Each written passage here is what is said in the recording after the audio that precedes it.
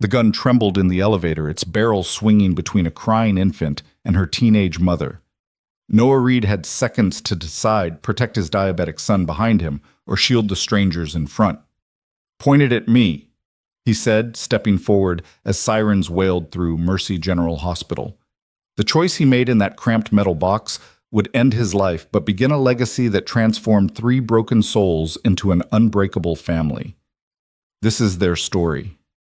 Comment your city below to see how far this journey reaches. The fluorescent lights of Mercy General Hospital's emergency room hummed with their familiar anxious rhythm as veteran nurse Diane Matthews checked her watch for the 3rd time in 10 minutes. 23 years working these halls had given her an almost supernatural ability to sense when trouble was brewing, and tonight that familiar knot was forming in her stomach. It wasn't the usual Saturday night chaos, the bar fights, the overdoses, the car accidents that painted weekend shifts in shades of crisis. No, this was something different, something that made her unconsciously check the emergency exits and count the security guards on duty. "Everything all right, Di?" Dr. Marcus Alvarez asked, noticing her unease as he reviewed charts at the nurses' station. At 38, Alvarez had been running the ER for 5 years, and he'd learned to trust Diane's instincts implicitly. "Just one of those nights, Doc," she replied, her eyes scanning the waiting room through the reinforced glass windows. "Feels like the air before a thunderstorm." Neither of them could have predicted that the storm would arrive in the form of a desperate father carrying his unconscious 4-year-old son through the automatic doors at 11:47 p.m. Noah Reed burst through the entrance like a man possessed, his work boots pounding against the linoleum as he cradled Caleb's limp form against his chest. His flannel shirt was soaked with sweat, despite the November chill, and his eyes, those tired, haunted eyes that had seen too much in 32 years, were wild with a parent's primal fear. "Help him. Please, somebody. Help my son." Noah's voice cracked raw and desperate, cutting through the controlled chaos of the emergency room like a blade. Diane was already moving her training, overriding the chill that ran down her spine. "Trauma Bay 3. She called out, guiding Noah through the maze of curtained areas. "What happened? How long has he been unconscious?" "He's diabetic type 1. Noah gasped, his words tumbling over each other as he laid Caleb on the gurney. "I gave him his insulin at dinner, I swear I did, but he didn't eat much," said his stomach hurt. "I thought he was just being picky.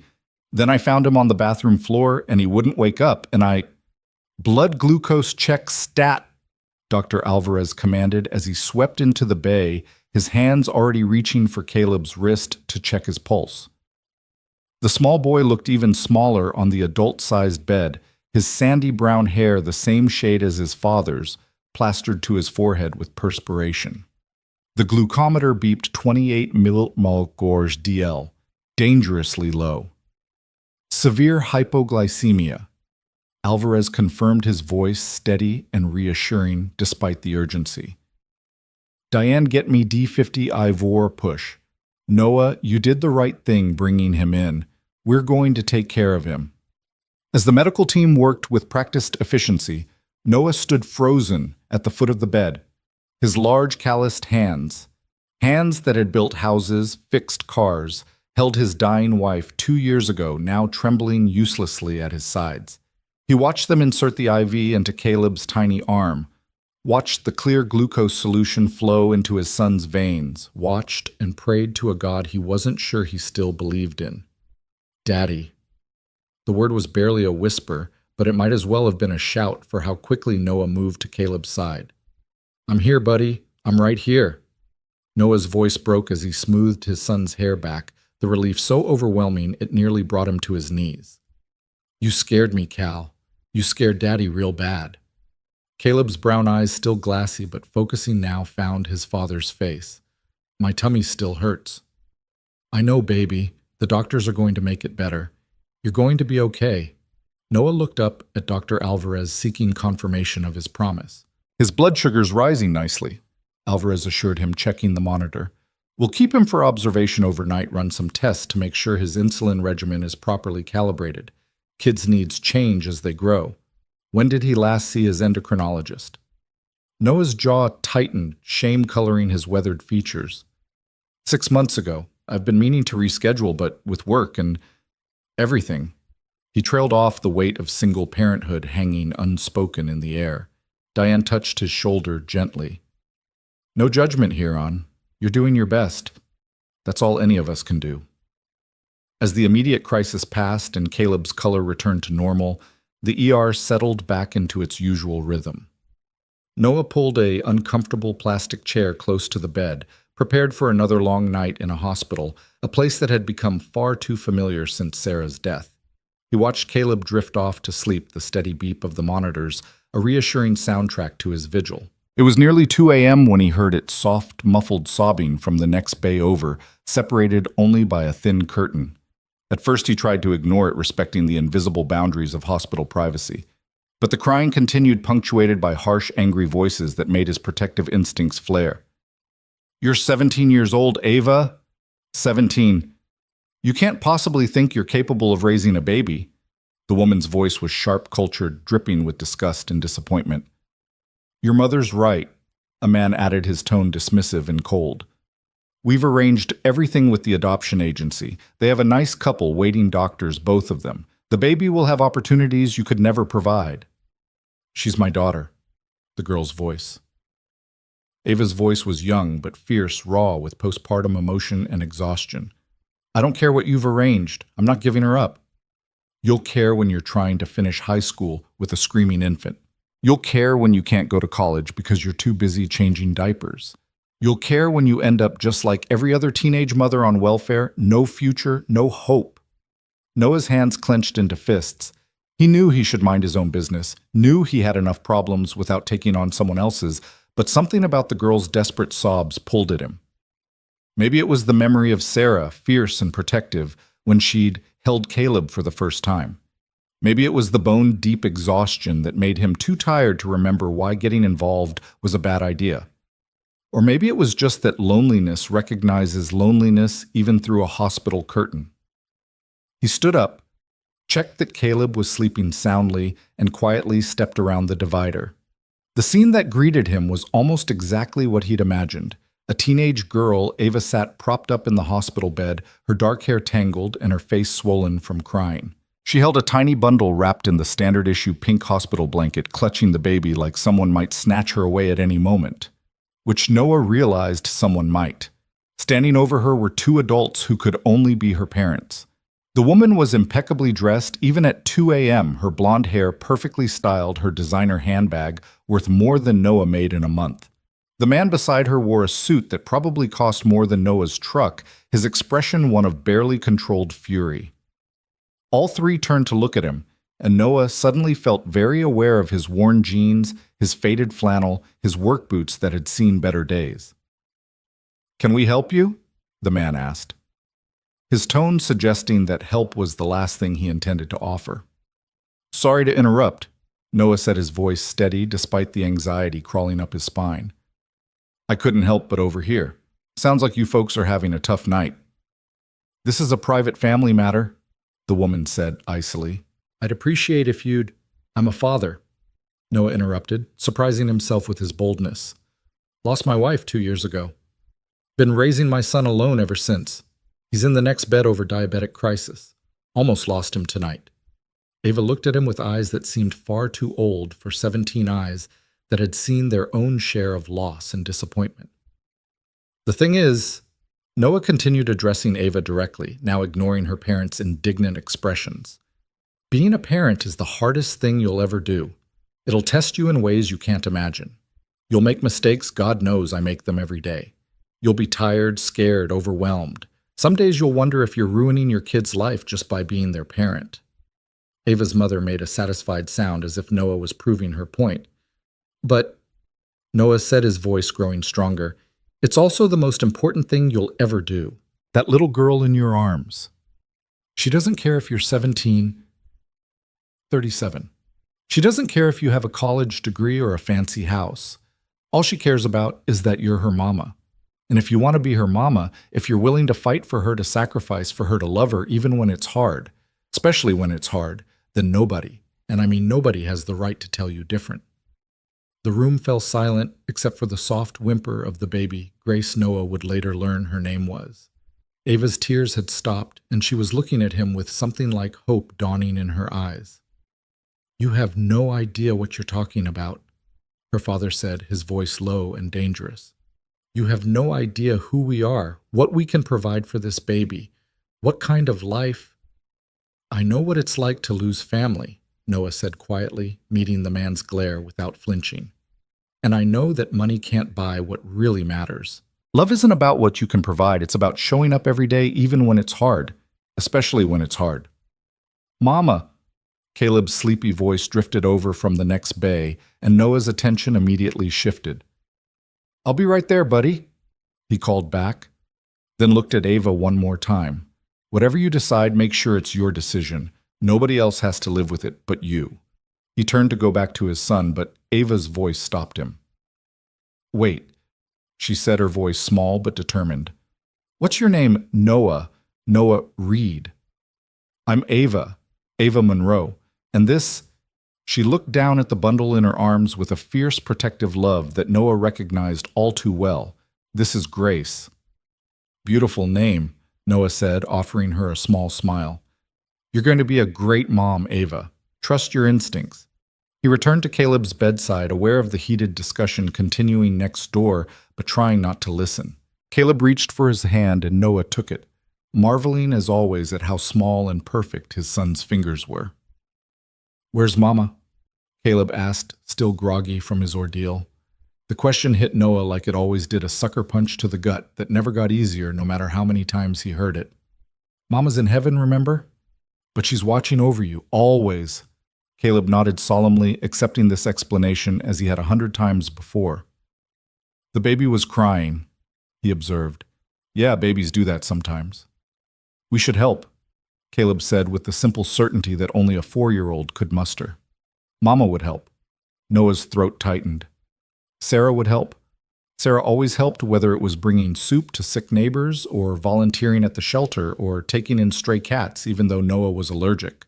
She'd had a heart too big for her body, and maybe that's why it had given out so young. "Yeah, buddy, Mama would help." The next few hours passed in a blur of blood tests, insulin adjustments, and consultations with the on-call endocrinologist. Noah dozed fitfully in the chair, waking every time Caleb stirred or a nurse came to check his vitals. Around 5 a.m., he heard footsteps storm past their curtained area and caught a glimpse of Ava's parents leaving, their faces set in masks of fury and disappointment. The crying started again shortly after, but this time it was different. Not desperate, but defeated, the sound of someone who had won a battle but wasn't sure they could survive the war. Noah looked at Caleb, who was sleeping peacefully, his blood sugar stable, his color good. The nurse had just been by and said they were looking at a discharge around noon if everything stayed stable. He could sit here for the next 7 hours, or he called softly to Diane, who was passing by with an armload of supplies. "Can you keep an eye on Caleb for a few minutes? I need to—" He gestured toward Ava's bay. Diane gave him a knowing look. She'd probably heard the whole confrontation. "Go ahead, hon. I'll watch your boy." Noah found Ava trying to change Grace's diaper with shaking hands, tears streaming down her face as she fumbled with the adhesive tabs. The baby was crying that high, thin wail that all new parents learn to dread, and Ava looked like she might start wailing herself. "Need a hand?" Noah asked gently. Ava looked up, startled, then nodded, her pride crumbling under the weight of exhaustion and fear. "I don't know what I'm doing. They're right, I can't even change a diaper properly. How am I supposed to—" Hey, whoa, Noah said, moving to her side. "First rule of parenting, nobody knows what they're doing. We're all just figuring it out as we go. Here, let me show you a trick." He guided her hands, showing her how to lift Grace's legs gently, how to clean thoroughly, but carefully, how to position the new diaper so it wouldn't leak. It was muscle memory for him now, but he remembered those first terrifying weeks with Caleb when every diaper change felt like defusing a bomb. "There," he said, as Grace, now clean and dry, settled into a contented silence. "See, you did that." "My parents left," Ava said quietly, staring down at her daughter. "They said if I keep her, I'm on my own. No college fund, no trust fund, no home. They won't even let me get my things. I have literally nothing except the clothes I'm wearing and whatever the hospital gives me for her." Noah's jaw tightened. He'd grown up poor, but he'd always had family. He couldn't imagine being 17, having just given birth, and being completely abandoned by the people who were supposed to love you unconditionally. "Where's Grace's father?" he asked carefully. Ava's laugh was bitter. "Derek, he's at Syracuse playing lacrosse. His parents paid my parents to handle the situation. He blocked my number the day I told him I was pregnant." So much for love, right? Noah was quiet for a moment, thinking. It was insane what he was considering. Completely, utterly insane. He had a sick kid, a demanding job, a 2-bedroom apartment that was barely big enough for him and Caleb. He was drowning in medical bills, barely keeping his head above water. The last thing he needed was to get involved in this girl's problems. But he heard Sarah's voice in his head clear as day. "Sometimes the right thing and the easy thing aren't the same thing, Noah. That's when you find out who you really are." "Look," he said slowly, hardly believing the words coming out of his mouth. "I have a couch. It's not much. My apartment's pretty small, and it's not in the best neighborhood. But it's safe, and it's warm, and you and Grace would be welcome until you figure things out." Ava stared at him like he'd started speaking in tongues. "You don't even know me. I could be a drug addict, or a thief, or... Are you? No, but then we're good." Noah pulled out his phone, showing her the lock screen, a picture of him, Sarah, and baby Caleb at the beach, all 3 of them laughing at something off camera. "This was my wife, Sarah. She died of a heart condition 2 years ago. Hypertrophic cardiomyopathy, basically. Her heart was too big, literally and figuratively. She was always taking in strays, people, animals, lost causes. Used to drive me crazy." He smiled at the memory, though it hurt like pressing on a bruise. "After she died, I shut down. Focused on just surviving, getting through each day, keeping Caleb healthy and safe. But tonight, hearing you fight for your daughter, seeing you stand up to your parents, even though you had everything to lose, Sarah would have liked you. She would have helped you. And maybe that's why I'm here tonight. Maybe this is her way of telling me it's time to stop just surviving." Ava was crying again, but these tears were different. "Why would you do this for strangers?" "Because someone should have," Noah said simply. "Because you're 17 and alone, and you just had a baby, and that's not right. Because my son could have died tonight, but he didn't, and maybe that means something. Because loneliness is a kind of pain I wouldn't wish on anyone, and I see it in your eyes like a mirror." "I don't have any money. I can't pay rent, or..." "We'll figure it out," Noah interrupted. "Can you cook?" "Yes, actually. My grandmother taught me before she died." "Then you can help with meals. Maybe watch Caleb sometimes when I have to work late. We'll make it work." He paused, then added, "But this isn't charity, and it's not permanent. This is just until you get on your feet. You'll need to get your GED, find a job, figure out childcare. It won't be easy." "Nothing about this is easy," Ava said, looking down at Grace, who had fallen asleep in her arms. "But she's worth it. She has to be worth it." "She is," Noah assured her. "They always are." Dr. Alvarez appeared in the doorway, looking between them with raised eyebrows. "Mr. Reed Caleb's asking for you, and Ms. Monroe, the social worker, is here to discuss your discharge planning." The social worker turned out to be a kind, tired-looking woman named Patricia, who had clearly seen too many teenage mothers abandoned by their families. She listened to Ava's situation with professional detachment, then raised both eyebrows when Noah explained his offer. "Mr. Reed, while your generosity is admirable, I have to ask, are you sure you've thought this through? Taking in a minor and her infant is a significant responsibility." "She's 17, Noah pointed out. "In New York, she can leave home at 17. She's not a runaway if her parents kicked her out." "That's technically true, but..." "I aged out of foster care," Noah said quietly, and Ava looked at him in surprise. "I know what it's like to have nobody. I had to figure everything out on my own, how to get an apartment, how to open a bank account, how to be an adult when you're still just a kid. I won't let someone else go through that if I can help." Patricia studied him for a long moment, then turned to Ava. "Is this what you want? To go with Mr. Reed?" Ava looked at Noah, then at Grace, then back at Noah. "It's better than a shelter, right?" "Significantly better," Patricia admitted. "But I'll need to do a home visit, and there will be follow-ups. Mr. Reed, I'll need to run a background check." "Do whatever you need to do," Noah said. "I've got nothing to hide." The next few hours were a whirlwind of paperwork, phone calls, and preparations. Noah called his foreman to say he wouldn't be in for his shift the first time he'd missed work in 2 years. Diane helped gather supplies from the hospital's donation closet, diapers, formula, a few tiny onesies that had seen better days but were clean and soft. Caleb, once he understood that the girl and the baby were coming home with them, was thrilled. "Like a sleepover," he announced, bouncing on his hospital bed despite Noah's attempts to keep him calm. "Kind of buddy, but longer." "How long? I don't know yet. Is that okay?" Caleb considered this seriously, then nodded. "The baby is small. She needs help. We're helpers, right, Daddy?" "Like Mama was." Noah's chest tightened. "Yeah, Cal. We're helpers." By noon, they were ready to leave. Noah pulled his beat-up Ford F-150 around to the patient discharge area, realizing belatedly that he didn't have a car seat for Grace. Diane came through again, producing one from the hospital's loan program. "You bring it back when you get your own," she said, helping to install it properly. "And Noah, what you're doing? It's good, really good." "It's probably stupid," Noah admitted, double-checking the straps. "The best things usually are," Diane replied with a knowing smile.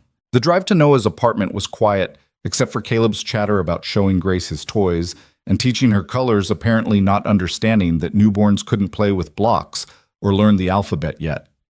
Ava sat in the back with Grace, looking out the window as they left the nice part of town and entered Noah's neighborhood working class, a little rough around the edges, but home. The apartment building was a tired-looking brick structure, 5 stories of fading respectability.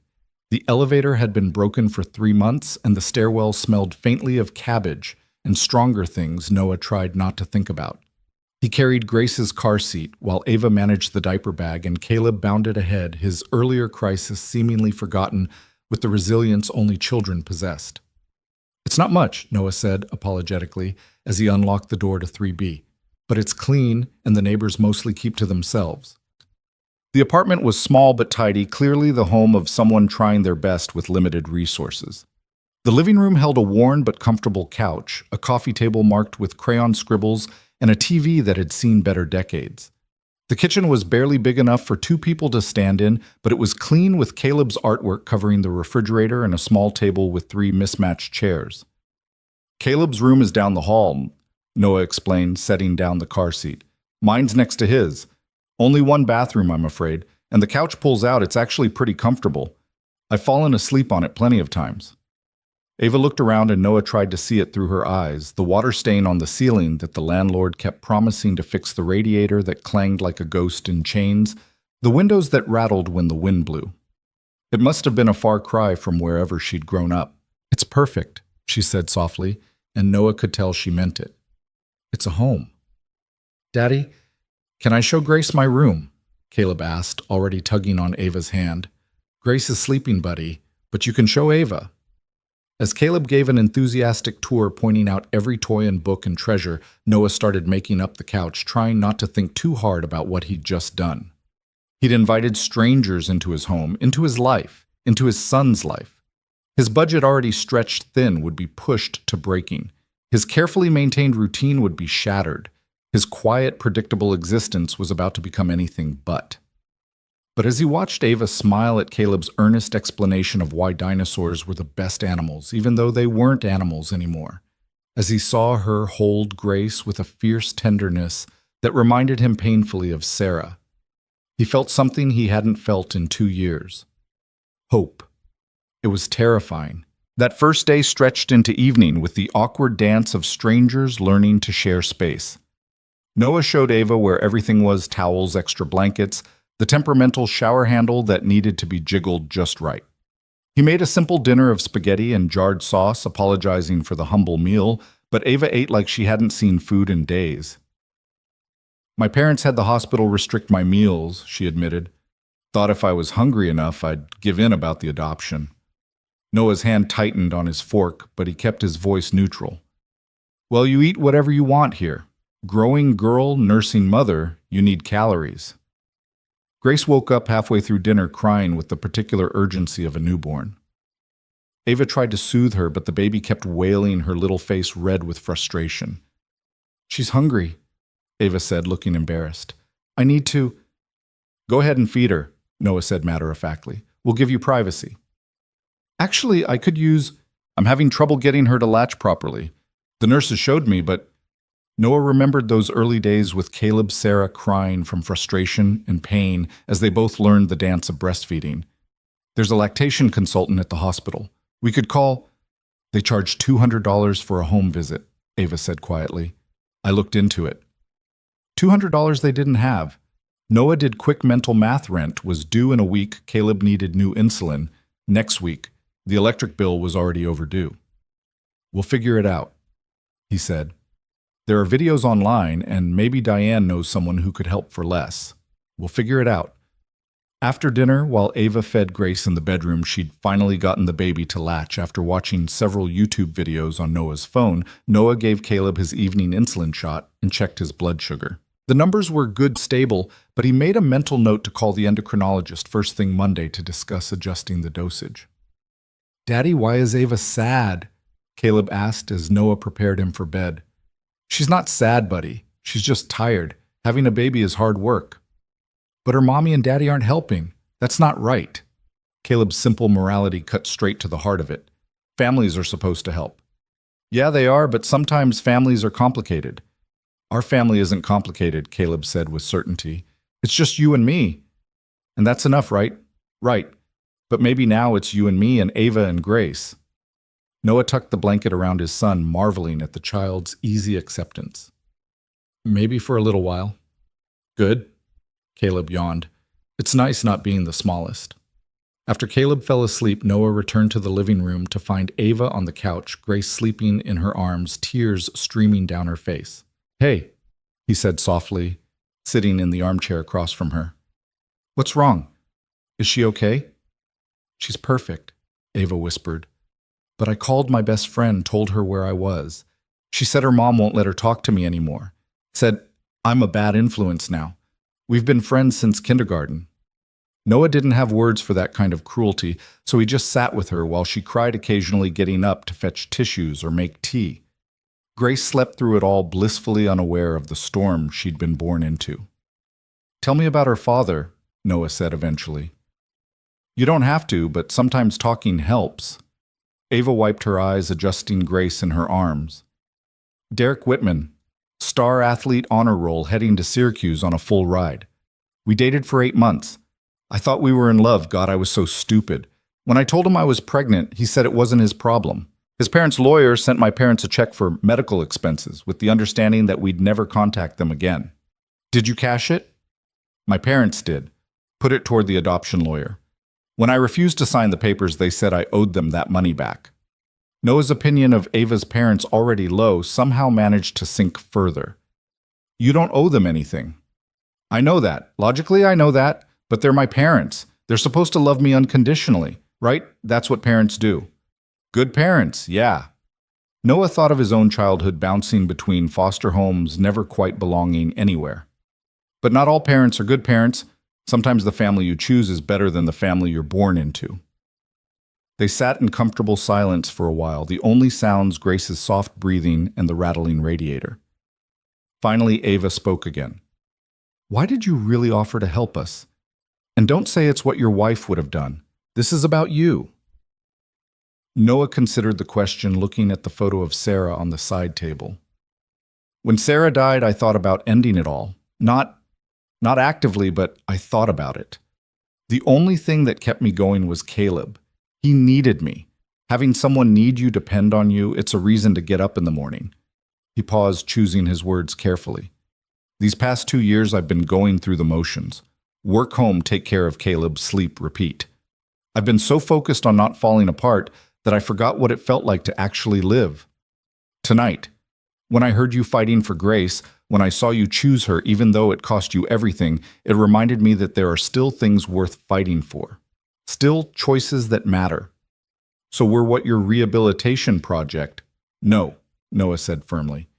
You're a 17-year-old girl who needs help, and I'm a 32-year-old man who needs to remember that helping people is what makes us human.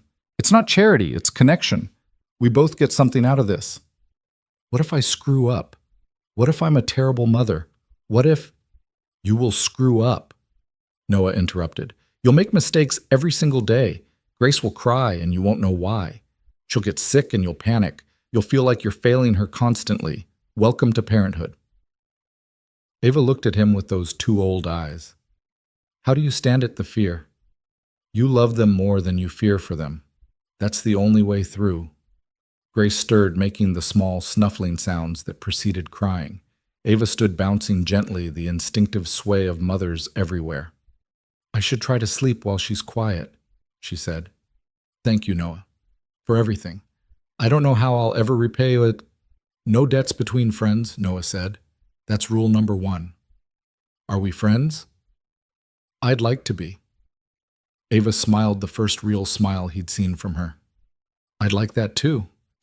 As she settled on the pull-out couch with Grace and the bassinet beside her, another loan from Diane's mysterious hospital connections. Noah did a final check on Caleb, then retreated to his own room. He lay in the dark, staring at the ceiling, listening to the unfamiliar sounds of a baby in his home. What had he done? But underneath the fear and uncertainty, something else stirred. For the first time in 2 years, the apartment didn't feel empty. The future, which had stretched ahead in an endless gray monotony of survival, suddenly held possibilities he hadn't dared imagine. His phone buzzed with a text from Diane. Heard what you did? Sarah would be proud. I am too. Noah set the phone aside and closed his eyes, Sarah's voice echoing in his memory. Sometimes the best things happen when you stop playing it safe, Noah. Sometimes you have to jump and trust that you'll figure out how to fly on the way down. I jumped, Sarah, he whispered to the darkness. God help me, I jumped. Outside, the city hummed with its restless energy sirens. In the distance, music from the apartment below, the couple next door arguing about money again. But inside 3B, a strange peace settled over the makeshift family.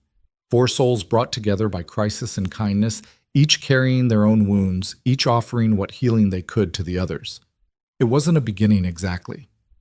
Noah and Caleb had been living their story for years, and Ava and Grace's story had started months ago in a different kind of crisis. But it was a convergence, a moment when separate paths merged into something new, something none of them could have predicted. The quiet before the siren had passed. Now came the hard part, learning to live in the aftermath. Learning to build something beautiful from the broken pieces. Learning that sometimes the families we choose are stronger than the ones we're born into. As sleep finally claimed him, Noah's last thought was a prayer not to the God of his childhood. Sunday school, but to Sarah, wherever she was. Help me not screw this up. Help me be enough for all of them. Somewhere in the darkness, a baby cried. A teenage mother sang a lullaby she half remembered from her own childhood. And a 4-year-old boy dreamed of teaching his new sister about dinosaurs. The night stretched on, full of unknown challenges and unimaginable possibilities. This was just the beginning. The morning arrived too soon, heralded by Grace's piercing cry at 4:47 a.m. Noah was already awake, lying in the pre-dawn darkness and listening to Ava's exhausted attempts to soothe her daughter. He'd heard them up at least 3 times during the night, the thin walls of the apartment hiding nothing. When the crying stretched past 15 minutes, he quietly got up and knocked on the living room doorframe. Everything okay? He whispered, finding Ava pacing the small space, Grace wailing against her shoulder. I don't know what's wrong. Ava said, her voice thick with tears and exhaustion. I fed her, changed her, burped her. She just won't stop crying. Noah held out his arms. May I? Ava hesitated for just a moment before transferring the screaming infant. Noah settled Grace against his chest, her tiny body rigid with distress, and began walking in a specific pattern. 3 steps forward, gentle bounce, 2 steps left, slow turn. It was the same dance he'd perfected with Caleb during those endless, colicky nights when Sarah had been too weak from her heart condition to help. Sometimes they just need to cry it out, he said softly, maintaining the rhythm. Their nervous systems are still developing. The world is overwhelming. Within minutes, Grace's cries softened to whimpers, then to hiccups, then to silence.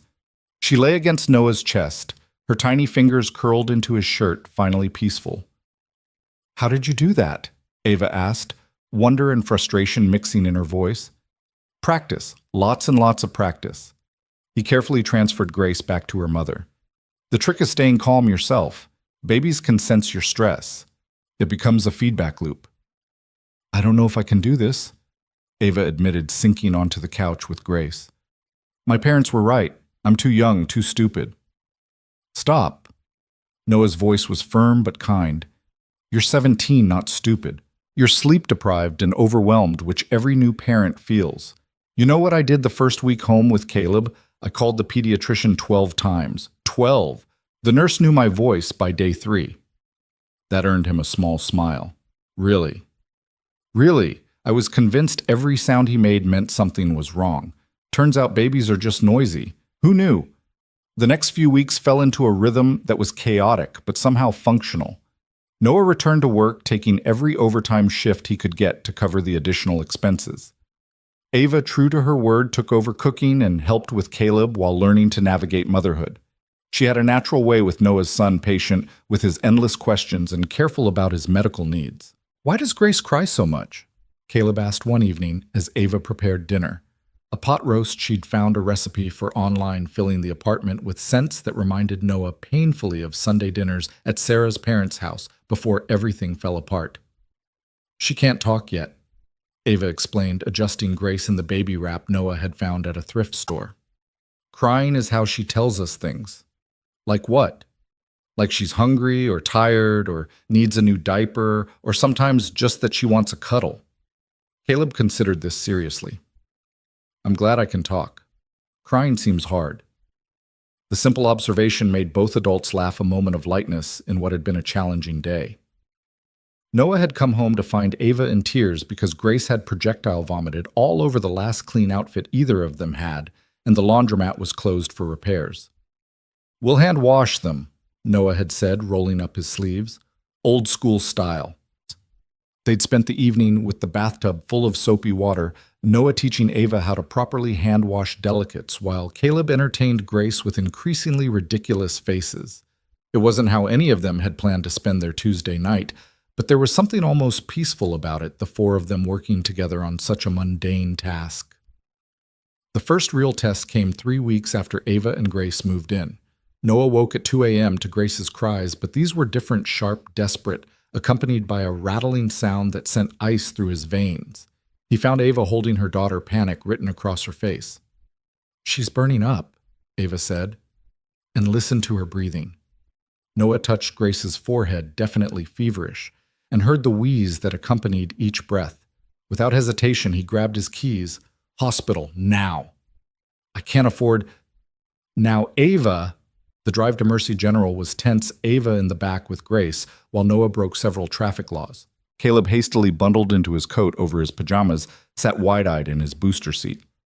Is Grace going to be okay? He asked in a small voice. She's going to be fine, buddy, Noah said, trying to sound more confident than he felt. Dr. Alvarez was on shift again, and his face showed recognition and concern when he saw them rush in. RSV, he diagnosed after a quick examination. Respiratory syncytial virus. Common in infants, but it can be serious. We'll need to admit her for observation and breathing treatments. Ava looked like she might collapse. This is my fault. I didn't protect her. I should have... This is nobody's fault, Dr. Alvarez said firmly. RSV is everywhere this time of year. You did the right thing bringing her in immediately. They spent 3 days at the hospital, taking shifts, staying with Grace, while she received breathing treatments and IV fluids. Noah called in sick to work his foreman's patients wearing thin, but he couldn't leave Ava alone to handle this. He remembered too well the terror of watching your child struggle to breathe. It was during the second night, as they sat in uncomfortable chairs watching Grace's oxygen levels on the monitor, that Ava told him more about her family. My mother had me when she was 35, she said quietly. Everything planned, everything perfect. The right husband, the right house, the right time. I was supposed to be perfect too. Private schools, violin lessons, SAT prep starting in 8th grade. I was going to Yale, then law school, then join my father's firm. She laughed bitterly. Then Derek happened. One party too much wine, and suddenly their perfect daughter was pregnant at 16. You should have seen their faces when I told them, like I'd died right there in their marble kitchen. Did they ever consider supporting you? My mother's first words were, "We'll handle this," not "Are you okay?" or "We love you." Just, "We'll handle this." Like I was a problem to be solved, not their daughter who needed them. Noah reached over and squeezed her hand. Their loss. Grace is amazing. She is, isn't she? Ava looked at her daughter, tiny in the hospital crib, fighting so hard to breathe. I would do anything for her, die for her, kill for her if I had to. That's what makes you a good mother, that fierce love. Is that how you feel about Caleb? Every second of every day, it's terrifying and wonderful and exhausting all at once. On the third day, Grace's breathing improved enough for discharge. The hospital social worker, Patricia, made another appearance, checking on their living situation and Ava's well-being. You've taken on a lot, Mr. Reed, she observed, watching Noah help Ava pack up their things while juggling Caleb's needs. We're managing, he said simply. I can see that. Ava, there are programs that might help. WIC for formula and food Medicaid for Grace's medical care. I applied, Ava said, but my parents claimed me on their taxes last year, so there are complications. Patricia's expression hardened.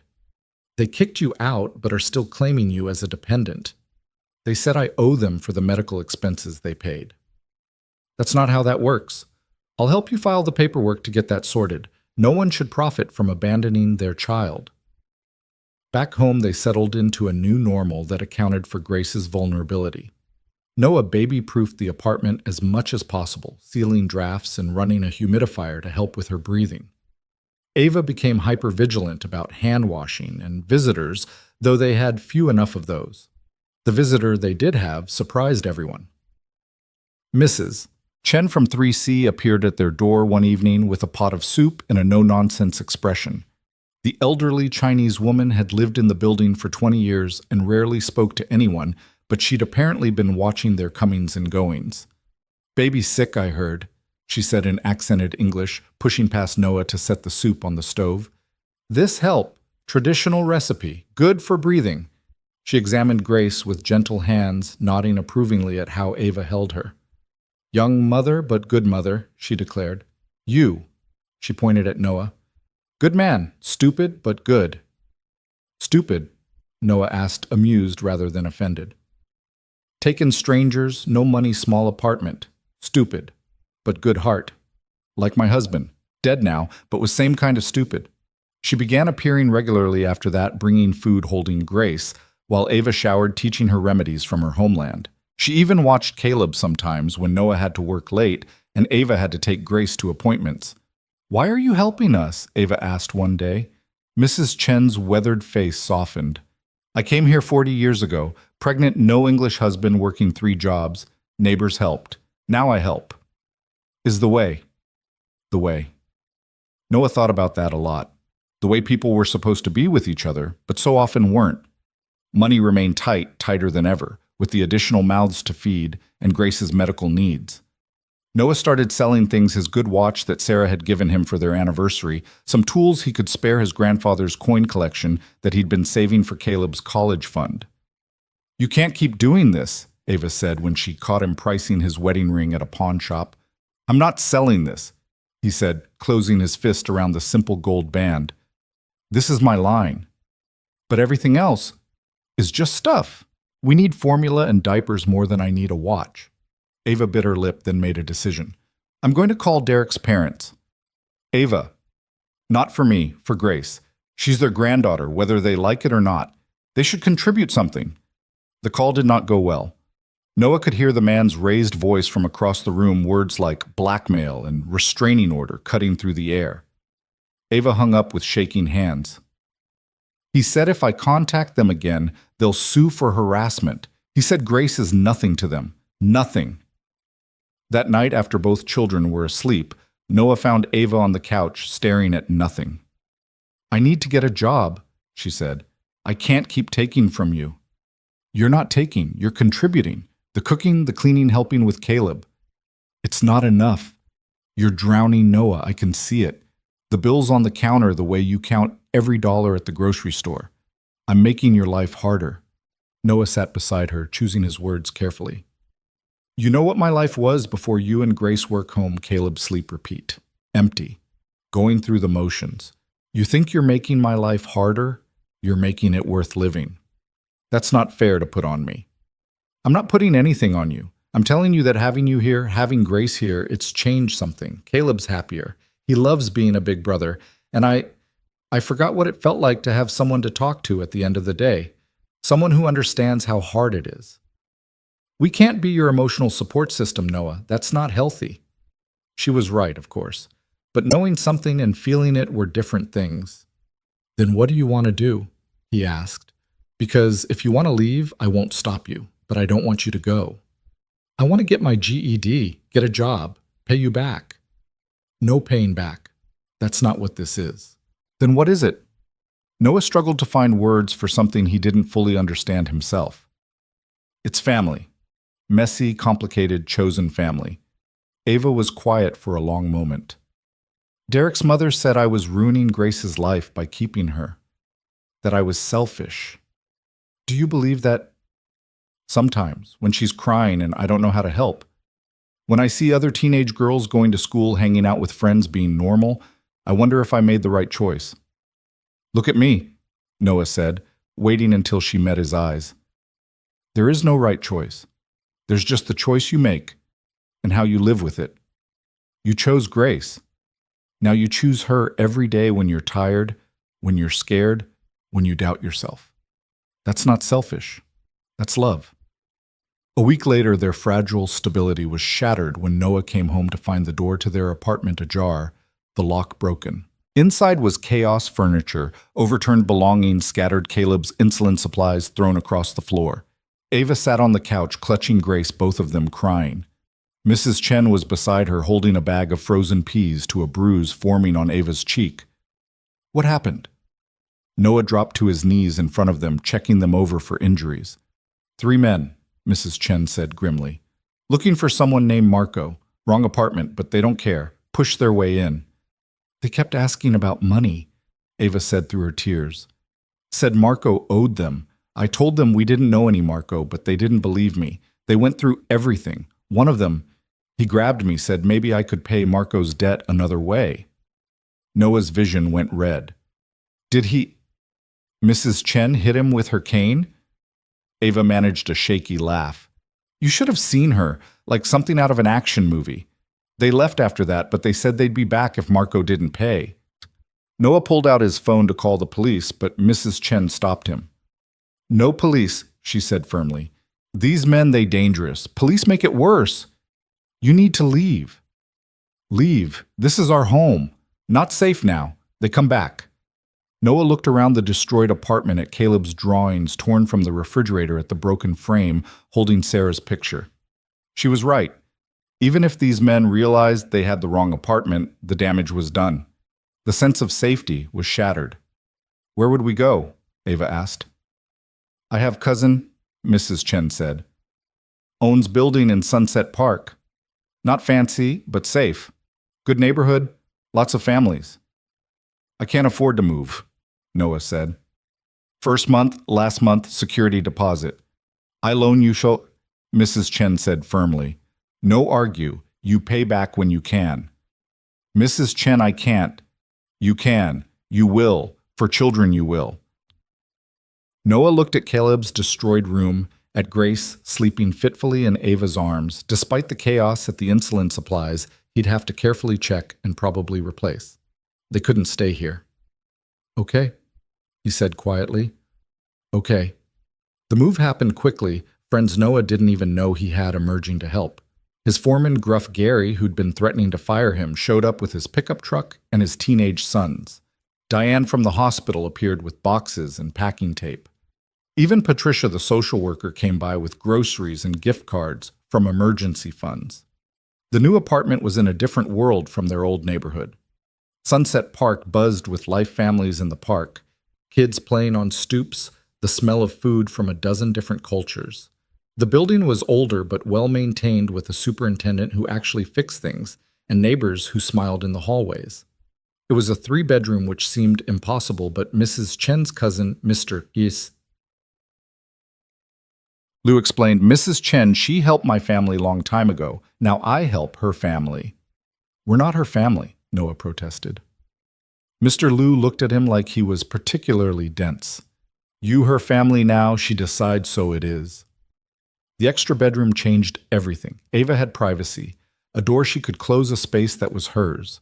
They set it up as a combination bedroom and study area with a desk they found at a thrift store where she could work on her GED materials. Grace's crib fit perfectly next to Ava's bed, close enough for nighttime feedings, but giving them both better sleep than the living room had allowed. Caleb was thrilled to keep his own room immediately covering the walls with his drawings and dinosaur posters. It's too much, Ava said the first night standing in her doorway. The apartment, the help, everything. I don't deserve— Stop, Noah said. This isn't about deserving. This is about people taking care of each other. Mr. Liu is right, we're family now. All of us, even Mrs. Chen, especially Mrs. Chen. She's something else, Ava laughed. Did you see her hit that guy? He was twice her size. Remind me never to make her angry. They settled into their new life with surprising ease. The neighborhood embraced them, perhaps seeing nothing unusual about a young father, a teenage mother, and their children making a family together. The Korean grandmother next door brought kimchi. The Dominican family upstairs invited them to birthday parties. The white hipster couple across the hall offered baby clothes their toddler had outgrown. Ava threw herself into studying for her GED with fierce determination. Noah would often find her at the kitchen table late at night, Grace sleeping in the wrap against her chest, while she worked through math problems. You don't have to push so hard, he told her one night, setting down a cup of tea beside her. Yes, I do, she said without looking up. Every day I don't have this degree is another day I can't provide for Grace properly. You're 17, give yourself time. I don't have time. Grace needs things now. You need help now. She passed the GED on her first try, crying when the results came in. Noah took them all out for pizza to celebrate, even though it wasn't in the budget. Some things were more important than money. The job search was harder. Most places wouldn't hire someone under 18, and those that would wanted availability Ava couldn't provide with a baby. I could watch Grace while you work, Noah offered. You already work 60 hours a week. When would you sleep? The solution came from an unexpected source. Diane called with news of an opening at the hospital, not medical, but in the cafeteria. The hours were early morning, which meant Noah could watch Grace before his shift, and Ava would be home when Caleb got back from preschool. It's not glamorous, Diane warned. I'll take it, Ava said immediately. She started the next week getting up at 4 a.m. to feed Grace before leaving her with Noah. It was exhausting for everyone, but Ava's first paycheck, small as it was, represented something huge. I want to pay rent, she announced. Ava? Not all of it. I know I can't afford that yet, but something. I need to contribute. They negotiated a small amount, far less than her fair share, but enough to preserve her dignity. Noah put the money in an envelope marked Grace's college fund, though he didn't tell Ava that. Winter came hard and fast, bringing new challenges. The heating in the new apartment was better, but Grace caught cold after cold, each one sending Ava into a spiral of anxiety after the RSV scare. She's okay, Noah assured her during one particularly bad night, Grace coughing that awful barking cough that sounded worse than it was. Kids get sick. It builds their immune system. What if it's not just a cold? What if I miss something serious? Then we go to the hospital. That's what it's there for. Easy for you to say. Caleb's on your insurance. It was true, and it was a problem Noah didn't know how to solve. Medicaid covered some things, but not everything, and the bills were piling up despite Patricia's help navigating the system. The breaking point came when Caleb's insulin pump malfunctioned. Insurance would cover a replacement, but not for 3 weeks, which meant going back to multiple daily injections in the meantime. I'm scared, Daddy, Caleb admitted as Noah prepared the first injection. What if I get really sick again? You won't. We're watching you so carefully, but I know it's scary, buddy. Is this because of money? The question hit Noah like a punch. What makes you think that? I heard you on the phone. You said we couldn't afford the expedited replacement. Noah set down the syringe and pulled Caleb into his lap. Money is tight, yeah, but we're okay. We have everything we need. Is it because of Ava and Grace, or are they why we don't have money? No, buddy, no.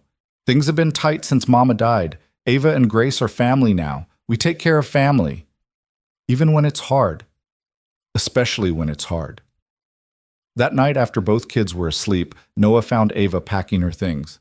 "What are you doing? Leaving," she said without looking at him. "Caleb needs that pump. You could afford it if we weren't here." Noah grabbed the suitcase from her hands. "Don't you dare." "Noah, no, you don't get to make that choice for us.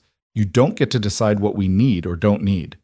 Your son needs medical equipment, and he'll get it. We'll figure it out. We always do."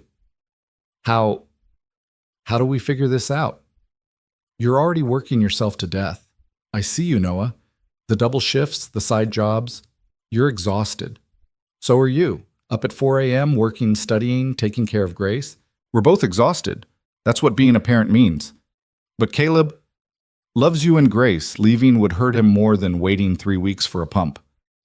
Ava sank onto her bed, tears streaming down her face. "I'm making everything worse." Noah sat beside her, careful to maintain appropriate distance. "You want to know what would be worse? Going back to that empty apartment, just me and Caleb existing instead of living. You and Grace, you've made us a family again. That's worth more than any amount of money. Your wife would have handled this better. Sarah would have loved you," Noah said softly. "She would have admired your strength, your determination. She would have been proud to call you family." Grace stirred in her crib, making the small sounds that meant she'd be awake soon. Ava moved to pick her up, then stopped. "I got a call today," she said quietly, "from my mother." Noah's stomach clenched. "What did she want?" "To see if I'd changed my mind. She said the adoption could still be arranged, said they'd pay for everything, apartment, college, fresh start. All I have to do is give up Grace." "What did you tell her?" Ava picked up her daughter, holding her close. "I told her I already have a family, that Grace has an uncle and a brother and a grandmother who hits people with canes. I told her we don't need her money." "Was she angry?" "She said I'd regret it, said I was throwing my life away for nothing." "Do you think you are—" Ava looked at Grace, then at Noah, then toward the door where Caleb slept. "I'm 17 years old. I have a beautiful daughter, a job, a home with people who actually care about us. How is that throwing my life away?" The next morning brought unexpected relief. Gary showed up at their door with an envelope. "The guys at the site took up a collection," he said gruffly, not meeting Noah's eyes. "For the pump thing. Heard from Mrs. Chen your boy needed it faster. And inside was enough money for the expedited replacement with some left over. Gary, I can't." "You can and you will. You're a good worker, Reed. Good man. We take care of our own." After Gary left, Noah sat at the kitchen table, overwhelmed by the kindness of people he'd barely thought knew his name. "You okay?" Ava asked, finding him there. "People are good," he said, voice thick with emotion. "Sometimes I forget that, but people are mostly good." "You're good," she said. "That's why good comes back to you." Spring arrived slowly that year, creeping into Brooklyn with tentative sunshine and the first green shoots in Sunset Park. Grace was almost 14 months old now, taking her first wobbling steps, while holding onto the coffee table, her delighted squeals filling the apartment whenever she managed to stand on her own for a few seconds. Caleb, now 5 and preparing for kindergarten in the fall, had appointed himself her personal cheerleader and protector, cushioning her falls with pillows he strategically placed around the living room. "She's going to walk today, I can feel it," he announced one Saturday morning, setting up what he called Grace's walking course, between the couch and the armchair. Ava laughed from the kitchen where she was making pancakes, a Saturday tradition that had developed over the months. "You said that yesterday, Cal. But today's different. Today's special." Noah looked up from the bills he was reviewing at the table, a task that had become slightly less terrifying lately. Ava's steady income from the hospital cafeteria, combined with some recent overtime on a construction project, had given them breathing room they hadn't had in months. Not comfort, certainly not luxury, but room to breathe. "What makes today special, buddy?" Noah asked, setting aside the papers. "Just feels special," Caleb said with the certainty only a 5-year-old could muster. As if on cue, Grace pulled herself up on the couch, looked directly at Caleb with determination that reminded Noah painfully of Ava, and took 3 independent steps before falling onto her padded bottom. The apartment erupted in celebration. Caleb danced around shouting, I told you," while Ava rushed from the kitchen, spatula still in hand, tears streaming down her face as she scooped up her daughter. You did it, baby girl. You walked. Noah found himself grinning like an idiot, his phone already out to capture the moment, as Grace, encouraged by the reaction, pulled herself up to try again. This time, she managed 5 steps before Caleb caught her in a gentle hug. "I'm the best big brother ever," he declared, and Noah couldn't argue with that. Mrs. Chen arrived for her weekly Saturday visit just as they were sitting down to pancakes Grace in her high chair, enthusiastically smearing maple syrup across her face.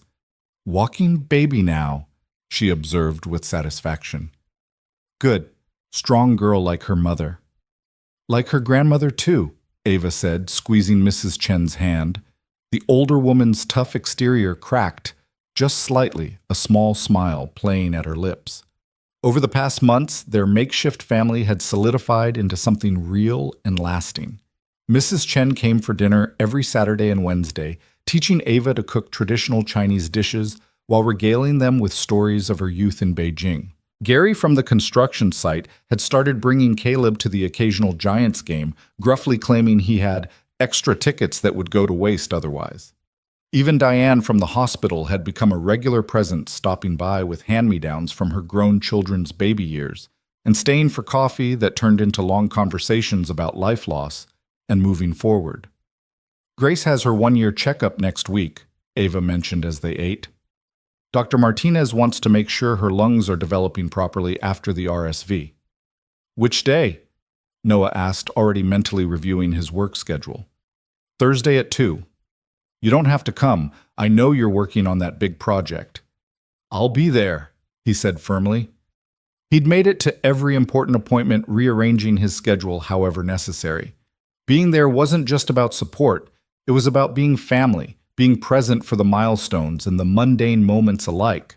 The following Thursday arrived gray and drizzly, matching none of their moods as they prepared for the hospital visit. Grace, now confident in her walking abilities, toddled around the apartment in the tiny sneakers Mrs. Chen had bought her, resistant to being constrained in her stroller. "Come on, princess," Ava coaxed, trying to buckle her in. "We're going to see Dr. Martinez. You like her, remember. She has the funny glasses." Grace's response was to arch her back and let out a protest that could probably be heard 3 floors down. "Here," Noah said, pulling out his phone. "Grace want to see the video of you walking." Instantly distracted, Grace settled into the stroller, mesmerized by watching herself on the screen. Ava shot him a grateful look. "You're getting good at this," she said. "Learning from the best," he replied, meaning it. Watching Ava with Grace over the past year had taught him things about parenting. He'd never learned with Caleb, perhaps because he'd been too deep in grief to really see before. Caleb was at preschool, the Norman Thomas Day School, having accepted him on a partial scholarship that Patricia had helped them apply for. It was a good school with understanding teachers who knew how to handle his diabetes management, and Caleb loved it with the passionate intensity he brought to everything. The ride to Mercy General was familiar now. The subway route memorized the rhythm of the city, something Grace found soothing rather than overwhelming. She babbled happily in her stroller, pointing at dogs and pigeons with equal enthusiasm, while Ava and Noah discussed the mundane logistics that made up their shared life. "I picked up an extra shift on Sunday," Ava mentioned. "Time and a half for the holiday weekend." "I can take the kids to the park," Noah offered. "Maybe pack a picnic if the weather's good." "Caleb would love that. He's been asking about flying his kite." They moved through these conversations with the ease of people who had learned each other's rhythms, who had figured out how to be partners in the strange family they'd created. Not romantic partners that line had never been crossed, both of them too aware of the complications it would bring, too protective of what they'd built to risk it on something that might not work, but partners nonetheless in all the ways that mattered for raising their children. Mercy General's pediatric wing had been renovated since their last visit, the walls now covered with bright murals of underwater scenes that Grace found fascinating. She pressed her face against the glass of the new aquarium in the waiting room, laughing at the fish, while Ava filled out paperwork. "Insurance?" the receptionist asked. "Medicaid." Ava replied, no longer ashamed of it. She was 18 now, legally an adult, working full-time raising her daughter. She had nothing to be ashamed of. The checkup went smoothly.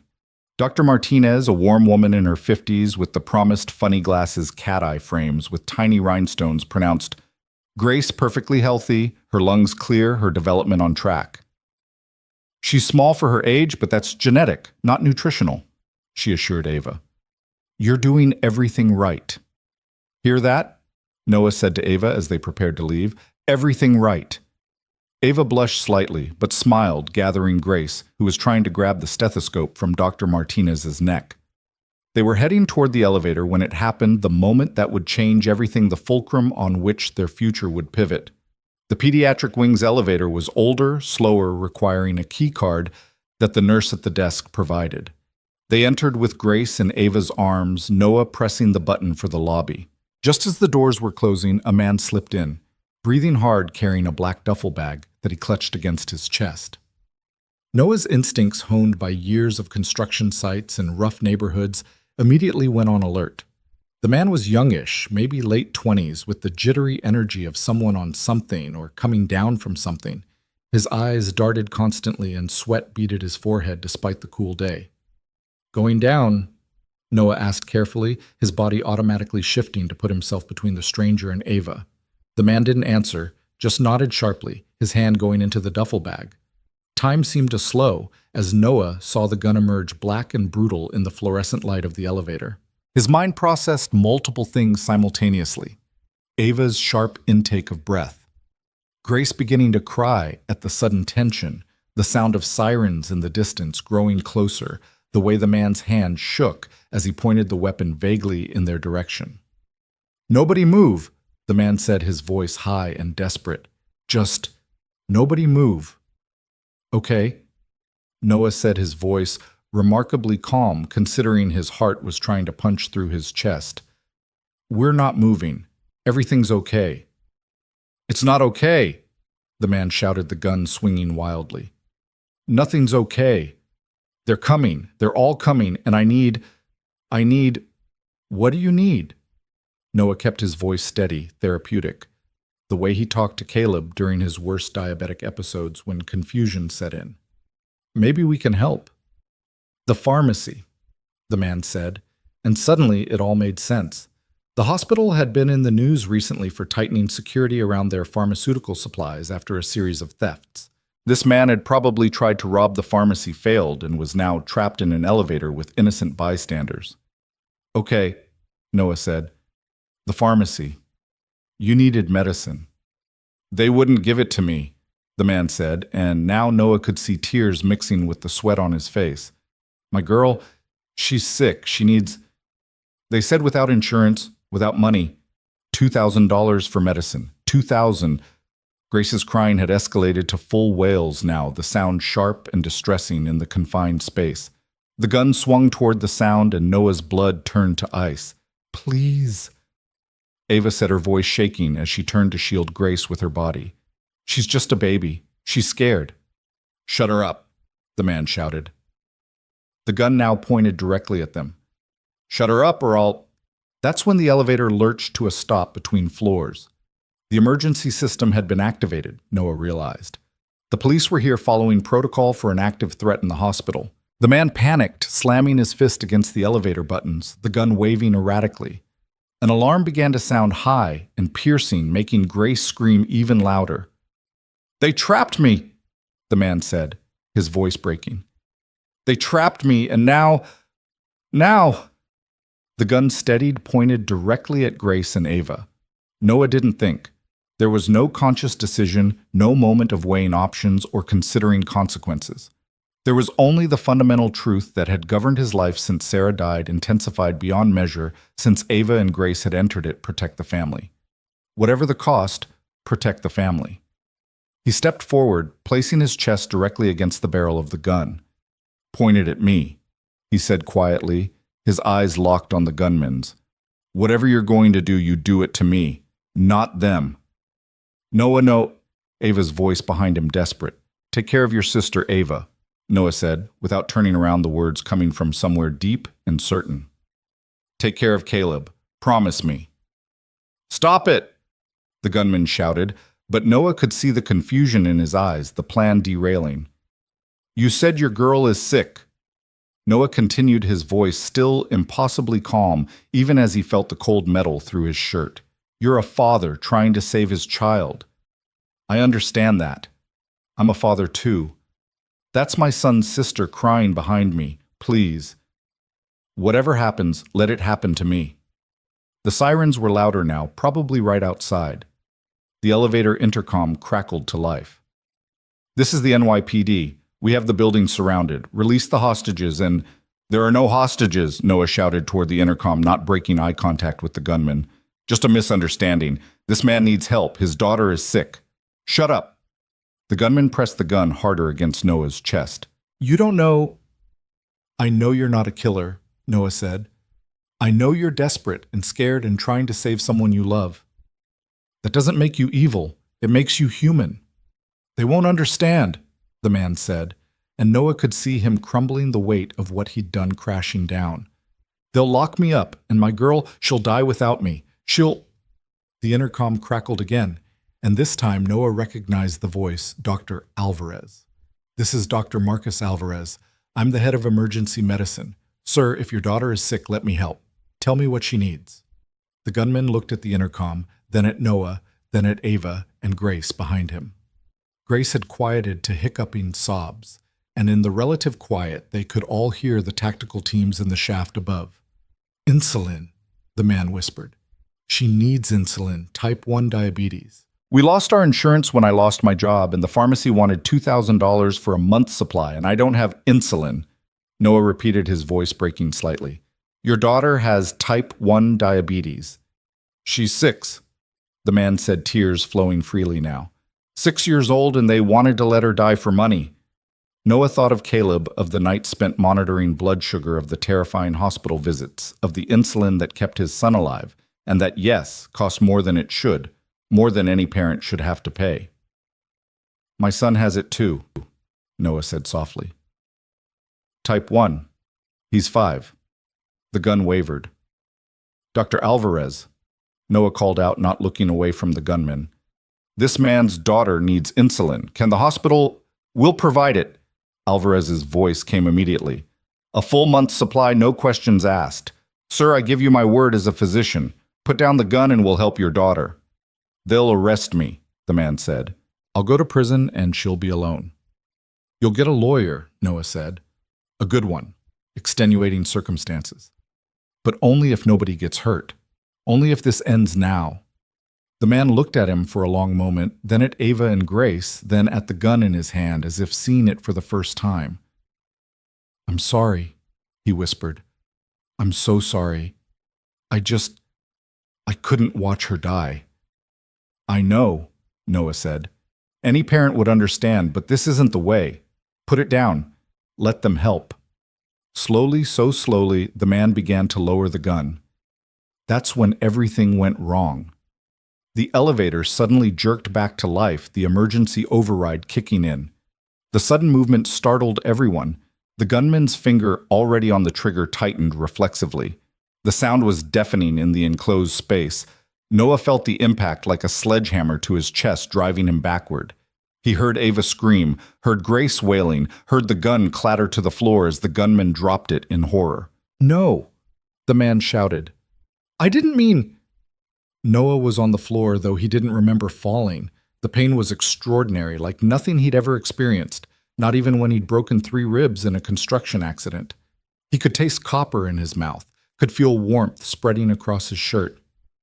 Ava was suddenly there, her hands pressing against his chest, tears streaming down her face. Stay with me, Noah. Stay with me.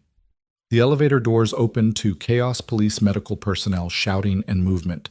But Noah only had eyes for Ava, and beyond her, Grace in someone's arms, crying but safe. Take care of them, he managed to say, blood making the words thick. Stop talking like that, Ava sobbed. You're going to be fine. But Noah had worked enough construction sites, seen enough accidents to know what the spreading pool of blood meant, what the strange coldness creeping up his limbs signified. Tell Caleb, he gasped, finding it harder to draw breath. Tell him I love him. Tell him to take care of his sisters. Sisters? Ava's voice was confused through her tears. Noah managed a small smile. You and Grace, you're his sisters, all my girls. Dr. Alvarez was there now, hands working frantically, shouting orders Noah couldn't quite understand. The world was going gray at the edges, sounds becoming distant and hollow. "Get him to OR 3 now," Alvarez's voice sharp with urgency. They were moving the ceiling tiles, flashing past like an old movie reel. Noah saw faces, nurses he recognized, Patricia the social worker with her hand over her mouth, Diane running alongside the gurney with tears streaming down her face. "Noah, you stay with us," Diane commanded. "You hear me? Caleb needs you. Ava needs you. You don't get to leave." But Noah was tired, so tired. It would be easy to let go, to drift away from the pain and the struggle and the constant worry about money and insulin and keeping everyone safe. Then he heard Grace crying somewhere behind them, that particular wail that meant she was scared but not hurt, and something in him rallied. Not yet. Not like this. "OR 3 is ready," someone shouted. "He's losing too much blood," another voice. "Type and cross-match now." "Noah." Dr. Alvarez was leaning over him as they burst through doors.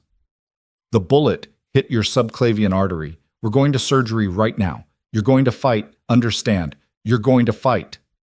Noah tried to nod, but the movement was beyond him. The anesthesia mask descended over his face, and his last coherent thought was a prayer not for himself, but for Caleb, who couldn't lose another parent. For Ava, who'd already been abandoned by too many people. For Grace, who deserved to grow up in a home full of love. For the family he'd chosen and who had chosen him back. The darkness claimed him, but not gently. It was a violent wrenching away from consciousness, his body's desperate attempt to preserve what little blood remained for vital organs. In the OR, Dr. Alvarez and his team worked with controlled desperation hands, moving in practice synchronization. "Clamp!" Alvarez called out, his voice steady despite the sweat beading on his forehead. "I need better visualization. There's too much blood." "Pressure's dropping," the anesthesiologist reported. 70/40. "Push another 2 units, Alvarez ordered, his hands working inside Noah's chest cavity. "Come on, Noah, don't you dare give up." In the waiting room, Ava sat in a plastic chair with Grace in her lap, both of them covered in Noah's blood. Someone she didn't know who had brought her a blanket, but she couldn't stop shaking. Mrs. Chen sat beside her, having appeared within minutes of the news, spreading her weathered hand, gripping Ava's with surprising strength. "He's strong," Mrs. Chen said firmly. "Stupid but strong. He'll survive." "There was so much blood," Ava whispered. "So much blood." "Blood can be replaced. The spirit, the will to live, that cannot. He has both." Patricia appeared with Caleb, who'd been pulled from preschool. The moment he saw Ava, he ran to her, throwing his small arms around her and Grace. "Where's Daddy?" he asked, his voice small and scared. "Mrs. Patricia said he was hurt." Ava pulled him close, struggling to find words that wouldn't terrify him, but wouldn't lie either. "Daddy's with the doctors, sweetheart. They're taking care of him. Like when I was sick, when my sugar was bad." "Yes, like that." "Then he'll be okay," Caleb said with the faith of a child. "Dr. Alvarez fixed me. He'll fix Daddy, too." The gunman had been arrested, Ava learned from the police officer who came to take her statement. His name was Marcus Rodriguez. Unemployed electrician. Single father to a 6-year-old daughter named Isabella, who did indeed have type 1 diabetes. He'd been trying to rob the pharmacy when security cornered him, forcing him to flee into the elevator. "He's being charged with armed robbery and aggravated assault," the officer explained. "You'll need to testify." "He didn't mean to shoot," Ava said, surprising herself with the words. "The elevator jerked. It was an accident." The officer looked skeptical. "He brought a loaded gun into a hospital, ma'am. He was desperate. His daughter was dying." "That doesn't excuse—" "I know it doesn't," Ava interrupted. But Noah understood. Even with a gun pointed at him, he understood. That has to count for something. 3 hours passed. 3 hours of Grace fussing and finally falling asleep. 3 hours of Caleb asking increasingly worried questions. 3 hours of Mrs. Chen maintaining her iron grip on Ava's hand while murmuring what might have been prayers in Mandarin. Finally, Dr. Alvarez appeared, still in his surgical scrub's blood. Noah's blood still visible on his shoes. Ava stood so quickly she almost dropped Grace. "Is he alive?" Alvarez said quickly. He's alive. But it was close. The bullet nicked his subclavian artery and collapsed his lung. We repaired the damage, but he lost a lot of blood. A lot. But he'll be okay, Caleb asked, his small voice cutting through the medical terminology. Dr. Alvarez knelt down to Caleb's level. Your dad is very sick right now, but he's strong and he's fighting. We're doing everything we can. Can we see him? Ava asked. He's being moved to the ICU. Once he's settled, 2 visitors at a time. He's not conscious yet. We have him sedated while his body recovers from the trauma. The ICU was a world of machines and monitors, each beep and hiss, a reminder of how close to the edge Noah had come. He looked small in the hospital bed, pale and still, in a way that seemed fundamentally wrong for someone usually so vital, so present. Ava approached slowly, Caleb's hand in hers.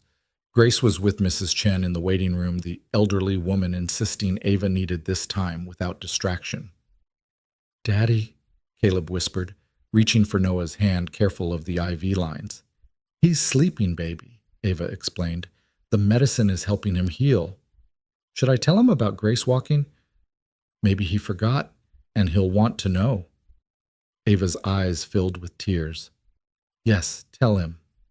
So Caleb did, his young voice filling the sterile room with stories about Grace's first steps about the pancakes that morning that felt like a lifetime ago, about the picture he'd drawn at school that he couldn't wait to show his daddy.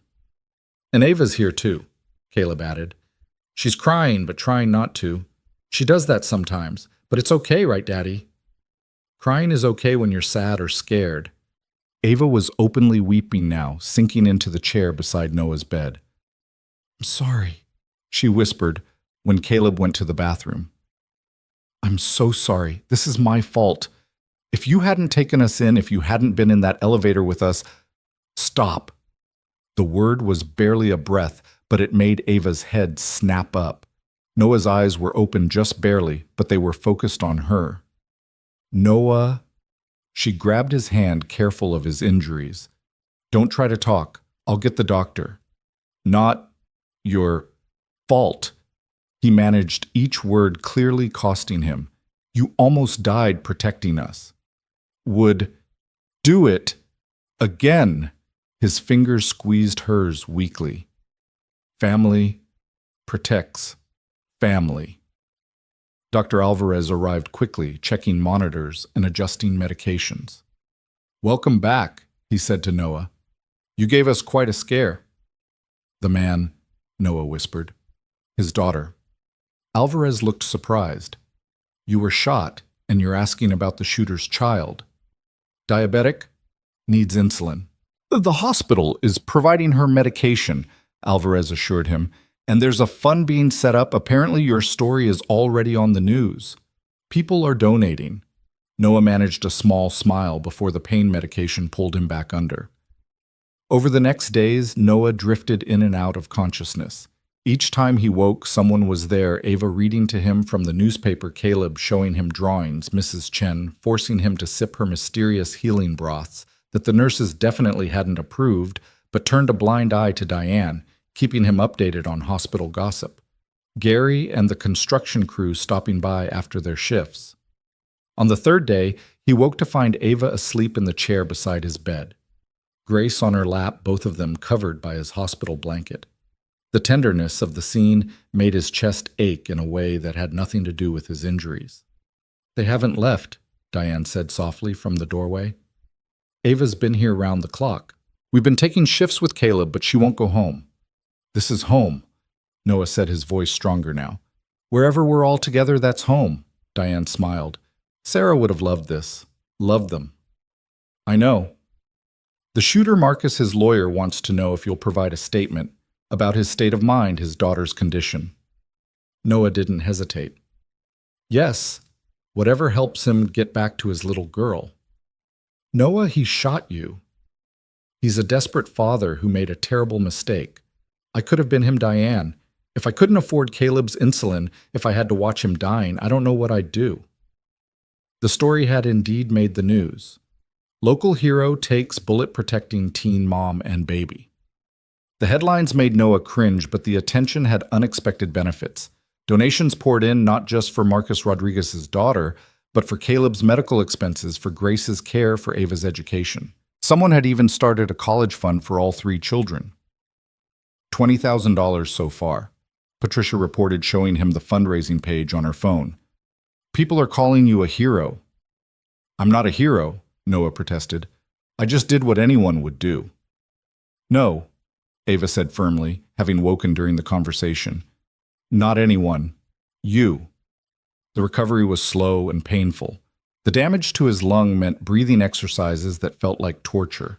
The arterial repair meant limited movement of his left arm for weeks. Physical therapy was grueling, and there were setbacks and infection that required additional surgery, a blood clot scare that had everyone terrified. But slowly, steadily, Noah healed. The day he was finally discharged 6 weeks after the shooting, the entire pediatric staff lined the hallways to applaud. Marcus Rodriguez was there too, out on bail, his daughter Isabella beside him. I'm sorry, Marcus said, tears streaming down his face. I'm so sorry. Noah, leaning heavily on a walker but standing on his own, looked at the man who'd shot him. Then he looked at Isabella, thin and pale, but alive, a continuous glucose monitor visible on her arm. Take care of your daughter, Noah said simply. That's all any of us can do. The ride home was quiet, Caleb and Grace both asleep in their car seats, exhausted from the excitement. Ava drove Noah's old truck carefully, still getting used to the manual transmission he'd been teaching her on. I thought I was going to lose you, she said finally. When you stepped in front of that gun when I saw you fall, I thought... But you didn't, Noah interrupted gently. I'm here. We're all here. Why did you do it?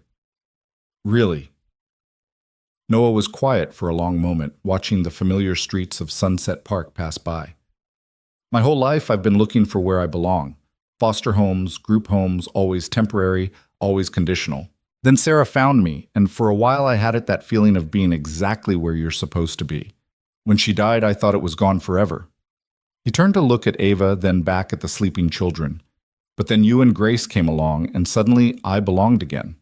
Not to a place or a situation, but to people. To a family I chose and who chose me back. So when I saw that gun pointed at you at Grace, the choice was simple. I protect my family. Whatever it takes. Ava pulled into their building's parking spot, turned off the engine, and sat in silence for a moment. We chose you too, she said finally. Before that elevator, before the gun, Grace and I chose you and Caleb. You're our family, Noah. Our real family. Getting Noah up the 3 flights of stairs was an adventure, with Mrs. Chen hovering anxiously and Mr. Liu insisting on carrying everything while scolding Noah for getting shot like an action movie fool. The apartment had been cleaned and stocked by their neighbors, a welcome home banner clearly made by Caleb strung across the living room. That night after the children were asleep, Noah sat on the couch where he'd first offered Ava shelter almost a year ago. So much had changed, yet the core remained the same. 4 people who shouldn't work as a family but did, held together by choice and commitment and a love that didn't fit into neat categories. The doctor said you can't go back to construction for at least 3 months, like Ava said, joining him with 2 cups of tea. I talked to my supervisor. I can pick up extra shifts, and with the fundraising money, we'll figure it out, Noah said, accepting the tea gratefully. We always do. Together. Together. They sat in comfortable silence, listening to the sounds of their home, Grace's soft snoring, Caleb mumbling in his sleep. Mrs. Chen's television from next door, the city humming beyond their windows. You know what Caleb said at the hospital? Ava asked. He said you promised to take care of your sisters. Noah smiled. Did I? Things are a little fuzzy. You called us your girls. All your girls. Well, you are. You and Grace, your family. Real family. The kind you choose, the kind you'd take a bullet for. The kind you'd live for too, I hope. Noah reached over and squeezed her hand. Especially that. Outside, sirens wailed in the distance, another emergency, another crisis in the city that never slept. But inside apartment 3B, there was peace. A father healing, a mother growing stronger, 2 children safe and loved, and the unshakable certainty that whatever came next, they would face it together. The bullet had been meant to destroy, but instead it had crystallized something precious, the absolute certainty that family isn't about blood or law or conventional definitions. It's about showing up, stepping up, and sometimes stepping in front of danger because the people behind you matter more than anything else. Noah closed his eyes, feeling the phantom pain in his chest where the bullet had torn through, and found himself grateful for it. Not for the pain or the near-death experience, but for the clarity it had brought. He'd spent 2 years merely surviving after Sarah's death. The shooting had reminded him what it meant to truly live, to have someone worth dying for, and more importantly, worth living for. The rehabilitation process consumed the rest of summer each day, a small battle against the limitations of Noah's damaged body. Physical therapy sessions in the apartment's living room became a family affair, with Grace toddling over to hand him resistance bands, and Caleb counting repetitions with the serious concentration of a professional trainer. Ava managed it all while working double shifts at the hospital cafeteria, coming home exhausted, but never complaining, her determination to keep them afloat matching Noah's determination to heal. 15 more, Daddy, Caleb announced one August morning, holding the timer app on Ava's phone. You can do it. Noah's left arm trembled as he lifted the lightweight, the movement pulling at scar tissue that still felt like fire beneath his skin. Sweat dripped down his face, but he completed the repetitions, unwilling to disappoint his son's faith in him.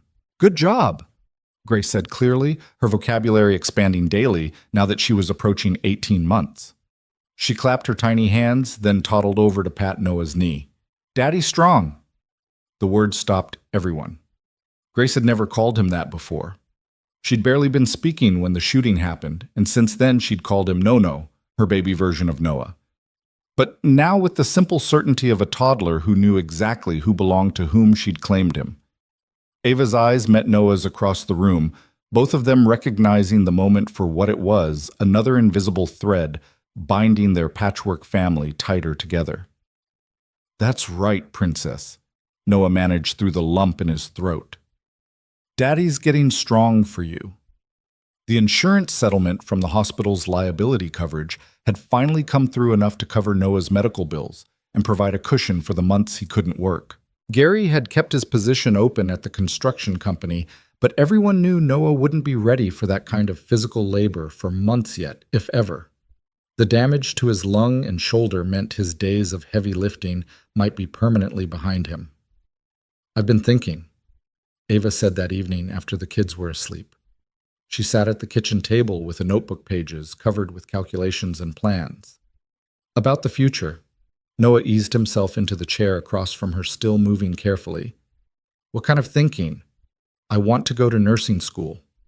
The words came out in a rush, as if she'd been holding them back for weeks. I've been taking online prerequisites when Grace naps, and my supervisor says the hospital has a program where they'll pay for school if you commit to working there after graduation. Ava, that's amazing. But it would mean 3 years of school crazy hours clinicals.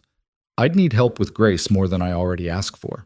And I know you're still recovering and it's too much to ask. Yes, Noah interrupted. I haven't even explained the whole plan. Yes, he repeated. Whatever you need, yes. Ava's eyes filled with tears. You don't even know what you're agreeing to. I'm agreeing to supporting your dreams the way you've supported us through all of this. I'm agreeing to being your family, Ava. That's what we do. The plan was ambitious but doable. Ava would start with evening classes while maintaining her day shifts at the hospital.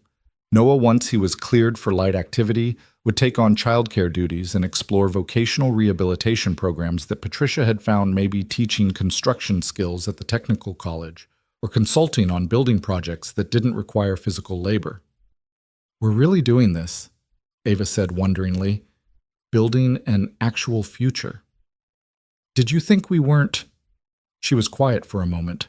Part of me kept waiting for you to realize we were too much trouble, that taking us in was a mistake. Ava. Noah reached across the table, taking her hand. The only mistake would have been letting you leave. You and Grace, you saved us just as much as we saved you. Caleb and I were just existing before. Now we're living. September brought new challenges and unexpected revelations. Caleb started kindergarten at PS 172, proudly wearing his dinosaur backpack and carrying his medical alert bracelet that listed his conditions and emergency contacts. The first day, Noah and Ava both walked him to school, Grace in her stroller looking like any other family in the crowd of parents and children. You'll be good, right? Caleb asked Noah seriously at the classroom door. You'll take your medicine and do your exercises. I promise, buddy. And you'll pick me up, both of you. We'll be here, Ava assured him, smoothing his hair. All of us. Watching Caleb walk into that classroom so small but so brave, Noah felt a fierce pride mixed with terror. The world was big and dangerous. He had the scars to prove it, but you couldn't protect them from everything. You could only give them the tools to face it. That afternoon, while Grace napped, Noah received an unexpected phone call. It was Marcus Rodriguez's public defender asking if Noah would testify at Marcus's sentencing hearing. He's pled guilty to lesser charges, the lawyer explained, but the judge wants to hear from the victim before sentencing. Your testimony could make the difference between prison time and alternative sentencing. Noah didn't hesitate. When? Next Thursday. But Mr. Reed, I should warn you, the prosecution wants significant jail time. Your testimony might not be enough. I'll be there.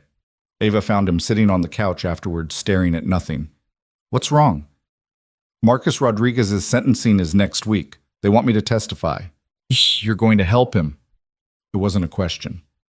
His daughter needs him. Isabella needs her father. He shot you, Noah. He could have killed you. He almost did kill you. But he didn't mean to, and even if he had... Noah paused, choosing his words carefully. I've been thinking about that day a lot. About how quickly everything can change, how one moment of desperation can destroy everything. He's not a bad man, Ava. He's a father who made a terrible decision in an impossible situation. You're too forgiving. Maybe. Or maybe I just understand that grace isn't something you deserve. It's something you're given. Someone gave us grace when we needed it. Mrs. Chen, Gary, Diane, Mr. Liu. They didn't have to help us, but they did. Now it's my turn to pass it on. The courthouse was imposing, all marble and mahogany, designed to intimidate. Noah wore his only suit, the one he'd bought for Sarah's funeral, now hanging loose on his frame after months of recovery. Ava had wanted to come, but someone needed to watch the kids, and Noah had insisted this was something he needed to do alone. Marcus Rodriguez looked smaller than Noah remembered, diminished by months of house arrest and the weight of what he'd done. His daughter wasn't there, she was in school where she belonged, but her presence was felt in every word of his lawyer's opening statement. When Noah was called to testify, the prosecution attorney approached him with barely concealed frustration. Mr. Reed, you were shot in the chest by the defendant, correct? Yes. You nearly died. Yes. You spent 6 weeks in the hospital and are still recovering from your injuries. That's correct. And yet you're here to speak on behalf of the man who shot you. Noah looked directly at Marcus, who had tears streaming down his face. I'm here to speak about a father who was watching his child die because he couldn't afford medication that should be a human right, not a luxury. I'm here to talk about a system that failed both of us, him and me, and about the grace we need to show each other when systems fail. The prosecutor looked disgusted. He brought a loaded weapon into a hospital full of children, Mr. Reed. And I would have done the same thing, Noah said quietly, causing a murmur through the courtroom. If my son was dying and I had no other options, I would have done whatever it took. Any parent would. Even commit armed robbery. I hope I would have found another way, but I can't say for certain that I would have. Desperation makes us do things we never thought we were capable of. Mr. Rodriguez made a terrible mistake, but it came from love, not malice. His daughter needs him. She's already lost her mother to cancer. Don't make her lose her father to a broken system. The judge, an elderly woman with sharp eyes, leaned forward. Mr. Reed, you're asking this court to show leniency to a man who could have killed you, who could have killed a teenage mother and her infant. I'm asking the court to recognize that justice without mercy isn't justice at all.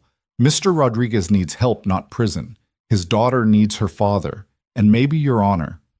We need to ask ourselves why a parent in one of the richest countries in the world has to choose between breaking the law and watching their child die. Noah's testimony caused a stir in the media. The story of the victim advocating for his shooter went viral, reigniting debates about healthcare, desperation, and forgiveness. But Noah avoided the interviews and attention, focusing instead on his family and recovery. The day the verdict came down, 2 years probation, community service, and mandatory counseling instead of prison time, Marcus called Noah, personally. "I don't know how to thank you," he said, voice thick with emotion. "Take care of Isabella. Be the father she needs. That's thanks enough. The fundraiser people set up, there's enough for her insulin for 2 years now, and I got a job construction with Mr. Gary's crew. He says you recommended me." Noah smiled. Gary had mentioned needing another hand, and Noah had made a suggestion. "Just show up and work hard. Gary's tough but fair." "I will. I promise. And Mr. Reed, every day I'll try to be worthy of the second chance you gave me." October arrived with its crisp mornings and earlier sunsets, and with it came a milestone, Noah's final surgical follow-up. Dr. Alvarez examined the scars, reviewed the x-rays, and ran Noah through a series of physical tests. "Remarkable recovery," he pronounced. "You'll have limitations, heavy lifting is probably out permanently, and you'll likely feel weather changes in that shoulder for the rest of your life. But considering where you were 6 months ago, I'm alive," Noah finished. "That's what matters. More than alive. You're thriving. That family of yours is good medicine. The best." Alvarez hesitated, then said, "There's something else. The hospital board has been discussing your case. The publicity, your advocacy for Mr. Rodriguez, the way you've handled everything, they want to offer you something. I don't want money set. Not money. A job. Community liaison for the hospital's new financial assistance program, helping families navigate the system when they can't afford care. It's part-time, initially flexible hours, and it comes with full benefits for you and your dependents." Noah stared at him. "I don't have a degree. I barely finished high school." "You have something better, lived experience. You understand what these families are going through because you've been there. The board thinks you could make a real difference. Can I think about it?" "Of course. But Noah, don't think too long.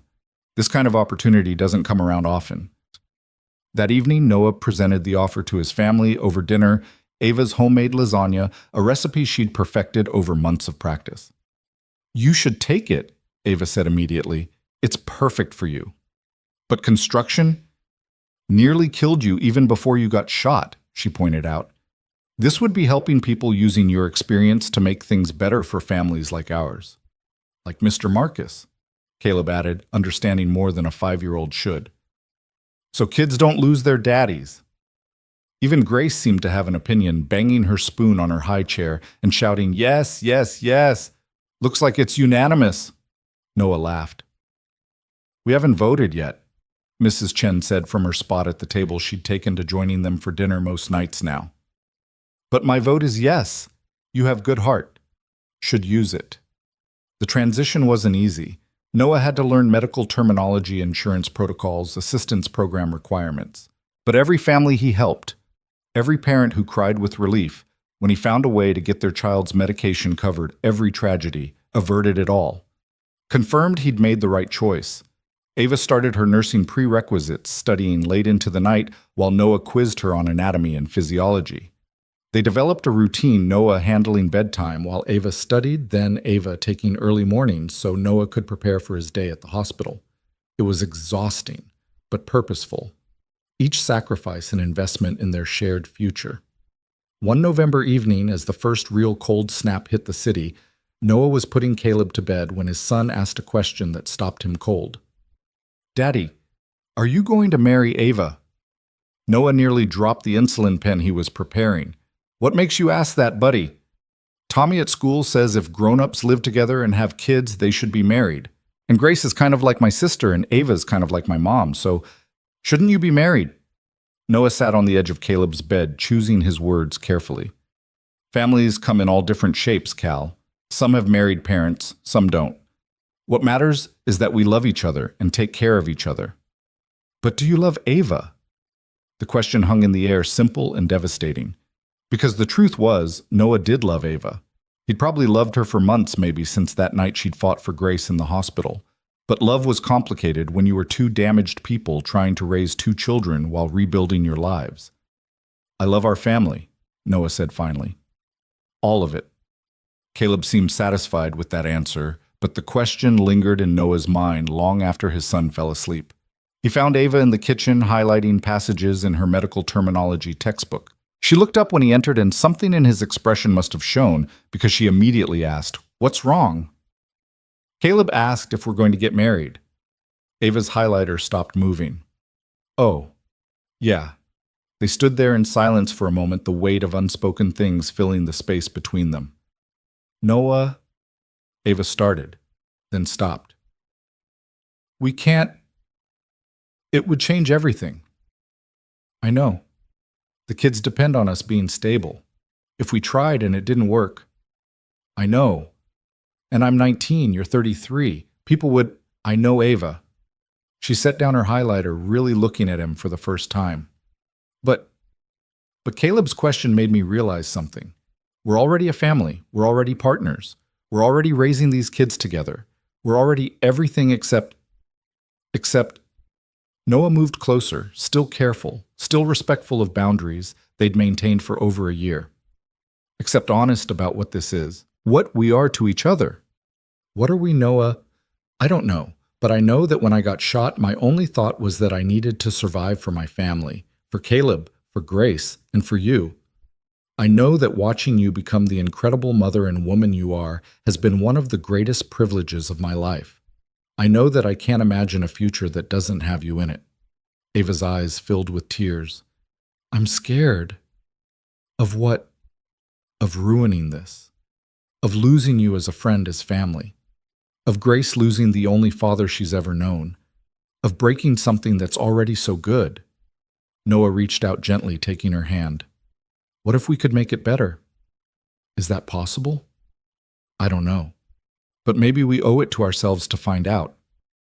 Ava looked at their joined hands, then back at his face, the face she'd watched contort in pain during physical therapy light up, when Grace took her first steps soften with pride when Caleb mastered a new skill. The face of the man who'd taken a bullet rather than let harm come to her and her daughter. Okay, she whispered. Okay. Let's find out, slowly, carefully, with the kids' well-being always coming first. Always. Their first actual date was almost comically awkward. Mrs. Chen babysat while they went to a local diner, both of them dressed up but uncertain how to act outside their established roles. They'd shared life and death moments, raised children together, but somehow sitting across from each other in a booth talking about movies and music felt impossibly intimate. This is weird. Ava finally laughed over her milkshake. So weird, Noah agreed, relaxing. We're doing this backward, aren't we? Most people date, then move in together, then raise kids. When have we ever done things the normal way? Good point. They found their rhythm, eventually stealing moments between responsibilities, a walk in the park, while the kids played coffee after dropping them at school conversations that went deeper than the daily logistics of family life. They discovered things about each other that had been buried under survival mode. Noah's love of old jazz, Ava's secret poetry writing shared dreams and separate ones. Christmas approached with its familiar financial stress, but this year felt different. The community that had formed around them rallied again. Gary's crew chipped in for presents, Mrs. Chen cooked enough food for an army, the hospital staff organized a toy drive that seemed suspiciously targeted at their specific children. On Christmas Eve, after the kids were asleep, Grace in her toddler bed, Caleb surrounded by dinosaur stuffies. Noah and Ava sat by their small tree, a Charlie Brown special, they decorated with homemade ornaments. I have something for you, Noah said, pulling out a small wrapped box. Noah, we agreed no presents. The kids, just open it. Inside was a simple silver necklace with 2 charms, a tiny G and a tiny C. For your kids, Noah explained. Both of them. Ava touched the charms gently. Both of them. She repeated, understanding what he meant. Caleb had become as much hers as Grace had become his. I have something for you too, she said, producing an envelope. Inside was a single sheet of paper, official-looking with a government seal. Noah read it twice before the words sank in. This is adoption paperwork for Caleb. If something happened to you, God forbid, I want to be able to take care of him. Legally. Officially. He's my son too, Noah. In every way that matters. Noah set the paper aside and pulled Ava into his arms, their first real embrace that wasn't about comfort or crisis, but about choice and love. and future. I love you, he whispered into her hair. I should have said it months ago. I love you too, she whispered back. I think I have since you stood between that gun and my daughter. They stayed like that for a long moment, holding each other and the weight of their shared future until Grace's cry interrupted. Not distress, just the sleepy complaint of a toddler who'd lost her pacifier. I'll get her, they both said. At the same time, then laughed. Together, Noah suggested. Together. New Year's Eve found them at the hospital's family event. Noah now officially employed there. Ava registered for spring classes. Dr. Alvarez made a speech about community and resilience, mentioning, without naming them, the family that had shown everyone what courage looked like. Next year's going to be different, Ava said as midnight approached Grace, sleeping in her arms while Caleb fought to stay awake for the countdown. Different how? Better. Harder maybe with school and everything, but better. We're building something real, Noah. Something lasting. The countdown began and Caleb perked up, joining in enthusiastically. 10, 9, 8. Noah looked at his family, his son, the teenage girl who'd become his partner. In every sense, the baby who called him daddy, the elderly woman who'd claimed them all as grandchildren, the friends who'd become family and felt something he hadn't experienced since Sarah died, complete. 3, 2, 1, Happy New Year. Caleb blew his noisemaker enthusiastically, while Grace startled awake and immediately started crying. Ava and Noah laughed, trying to soothe her while preventing Caleb from waking every baby in the building with his enthusiasm. It was chaos. It was imperfect. It was theirs. Later, after they'd gotten home and put the kids to bed, Noah found himself standing in Grace's doorway, watching her sleep. Ava joined him, slipping her hand into his. What are you thinking about? That day in the elevator, he admitted. When I thought I was dying, I told you to take care of your sisters. I meant you and Grace, but also... He paused, struggling for words. I think Sarah would have seen you as a sister, someone to protect, to guide, to love. Not romantically, not at first, but as family. And maybe that's what had to happen first. We had to become family before we could become anything else. You think she would approve of us? Noah pulled Ava closer. I think she would be proud of how we've taken care of each other, of how we've raised these kids, of how we've built something beautiful from broken pieces. Tell me about her, Ava said. I want to know her better. So Noah did, standing there in the doorway of their daughter's room, because Grace was theirs now, just as Caleb was theirs, talking about the woman whose death had nearly destroyed him, and whose memory now blessed the family that had risen from those ashes. She would have loved you, he finished. Your strength, your determination, your fierce love for Grace. She would have been honored to call you sister. I would have been honored to know her. They stood in comfortable silence, watching Grace sleep until Caleb called out from his room. Daddy. Ava, I can't sleep. They found him sitting up in bed, looking worried. What's wrong, buddy? Noah asked, sitting on one side of the bed while Ava sat on the other. If you and Ava get married, does that mean things will change? Noah and Ava exchanged glances over his head. Some things would change, Ava said carefully. But the important things, how much we love you, how we take care of each other, our family, those things would never change. Would you be my real mom then? Ava's breath caught. Do you want me to be... Caleb considered this seriously. I think you already are. You take care of me when I'm sick, you make my lunch, you read me stories. That's what moms do, right? Yeah, baby, Ava whispered, tears streaming down her face. That's what moms do. Then you're my mom. Is that okay? It's more than okay. It's perfect. Noah reached over and pulled both of them into a hug, his son and the woman who'd become his mother, feeling Sarah's presence like a warm blessing around them all. Family hug, Caleb shouted, and as if summoned, they heard Grace calling from her room. Hug, hug. They collected Grace and resumed the hug, 4 people who'd found each other through tragedy and choice, through bullets and bravery, through the simple daily act of showing up for each other. I love you all, Noah said, his voice thick with emotion. Love you too, Daddy, Caleb said. Love, love, Grace contributed.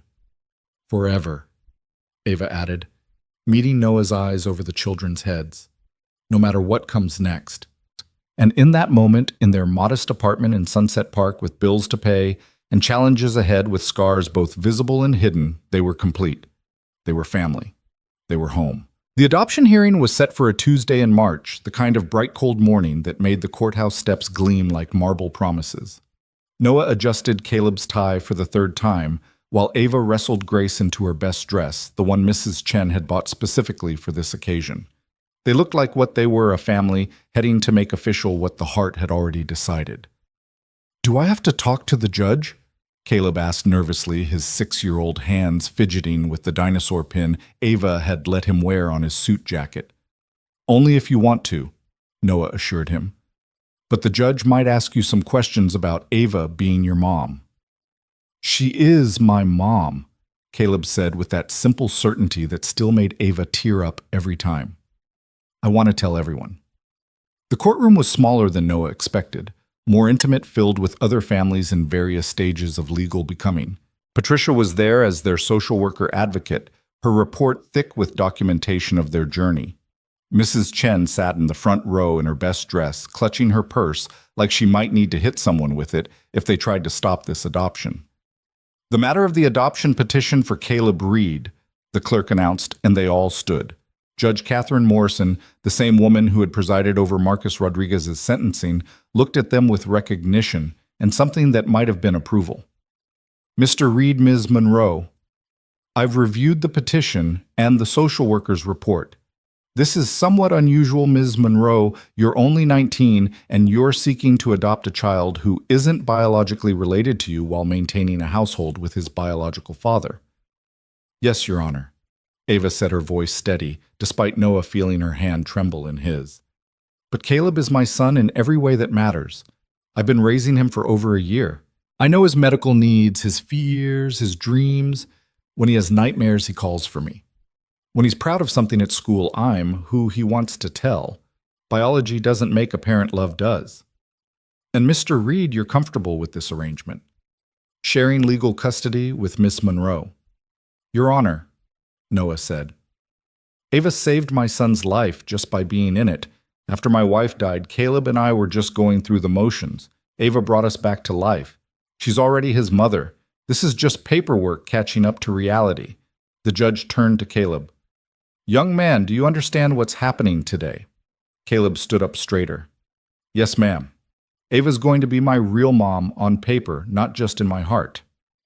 "And how do you feel about that?" "Happy. Really, really happy. And Grace will really be my sister, not just kind of my sister." Grace, as if understanding she'd been mentioned, chose that moment to shout, "Cal, Cal," and try to escape Ava's arms to get to her brother. Judge Morrison's stern expression cracked slightly. "I see the feelings are mutual." She reviewed the papers again, then looked at Patricia.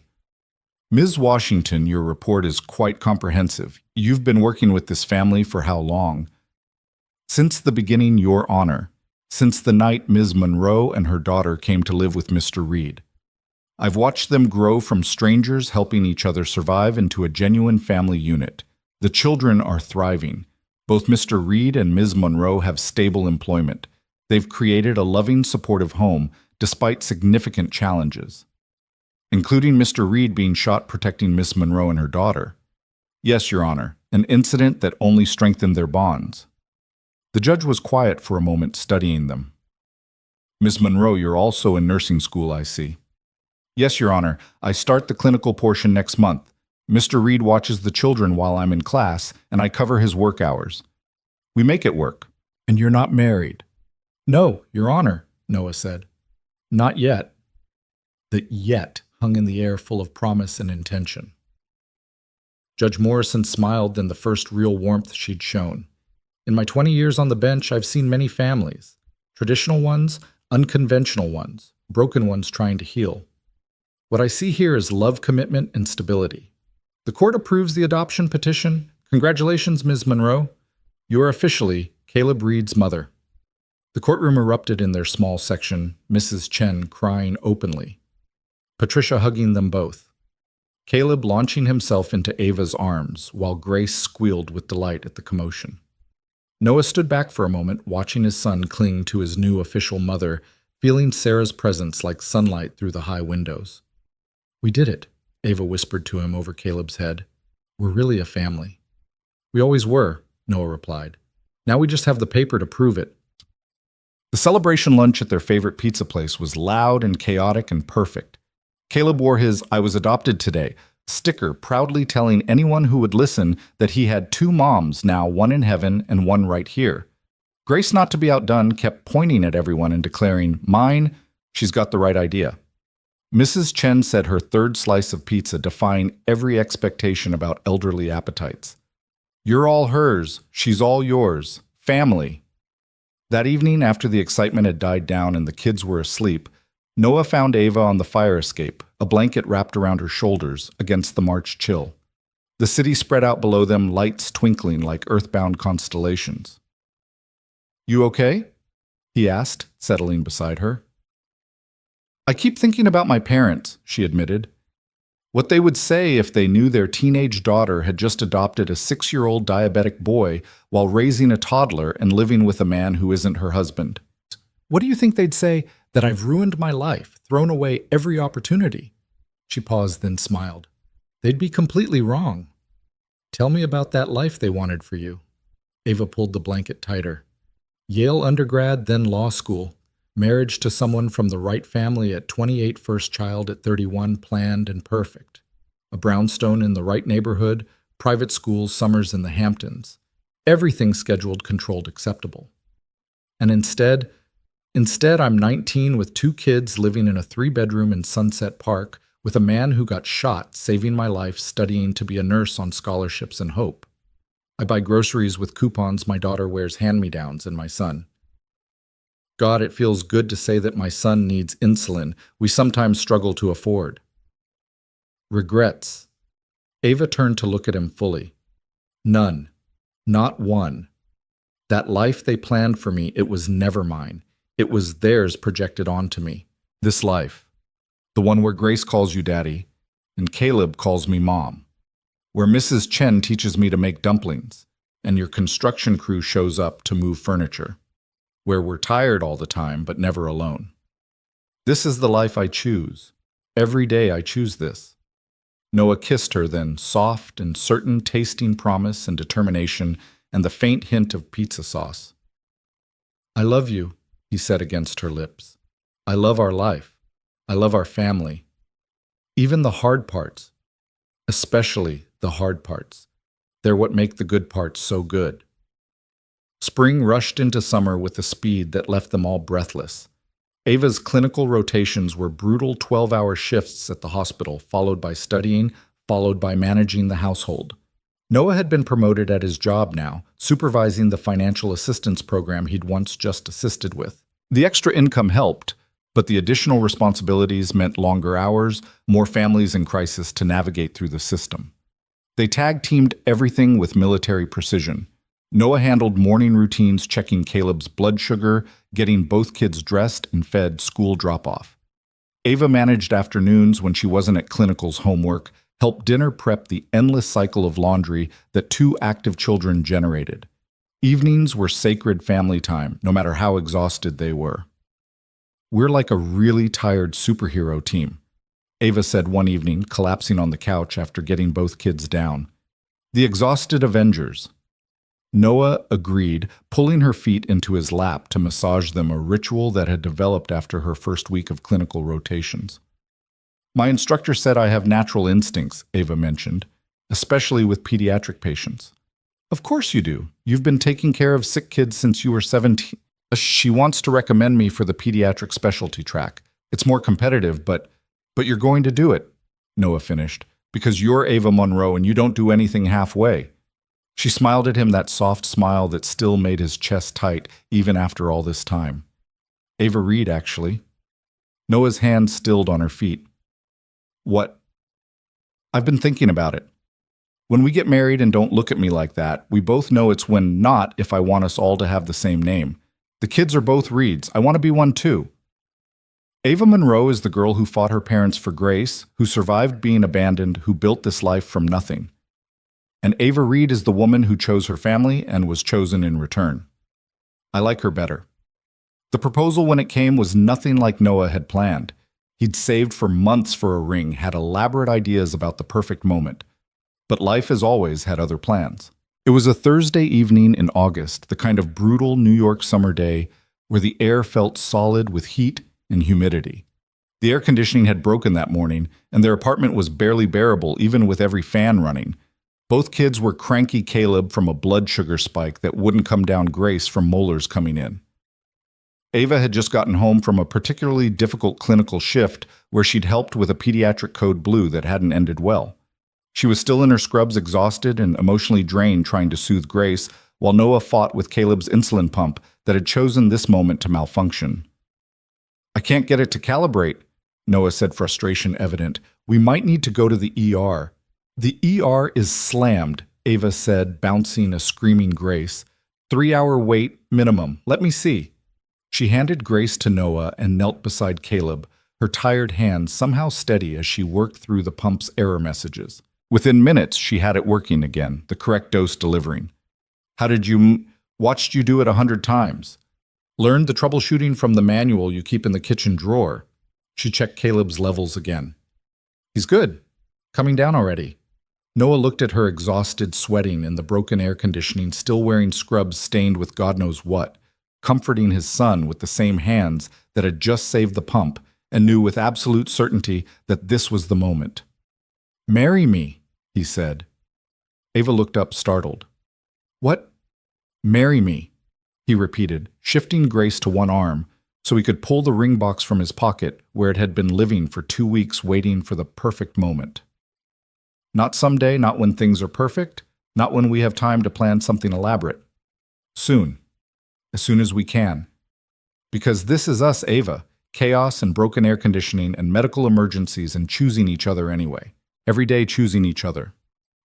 "Noah, you just saved our son from an ER visit after working 13 hours and losing a patient. You did it without hesitation, without complaint, because that's who you are. You show up. You stay. You love us even when we're difficult and exhausting and expensive."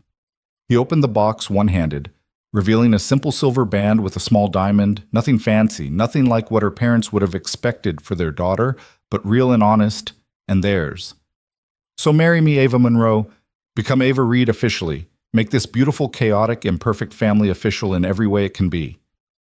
"Mommy's crying," Caleb observed, and she was tears streaming down her face. "Happy tears," she managed. "Yes.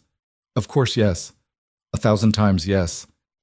Noah slipped the ring onto her finger with shaking hands, then pulled her into a kiss that was interrupted almost immediately by Grace deciding she wanted in on whatever was happening, patting both their faces with sticky hands.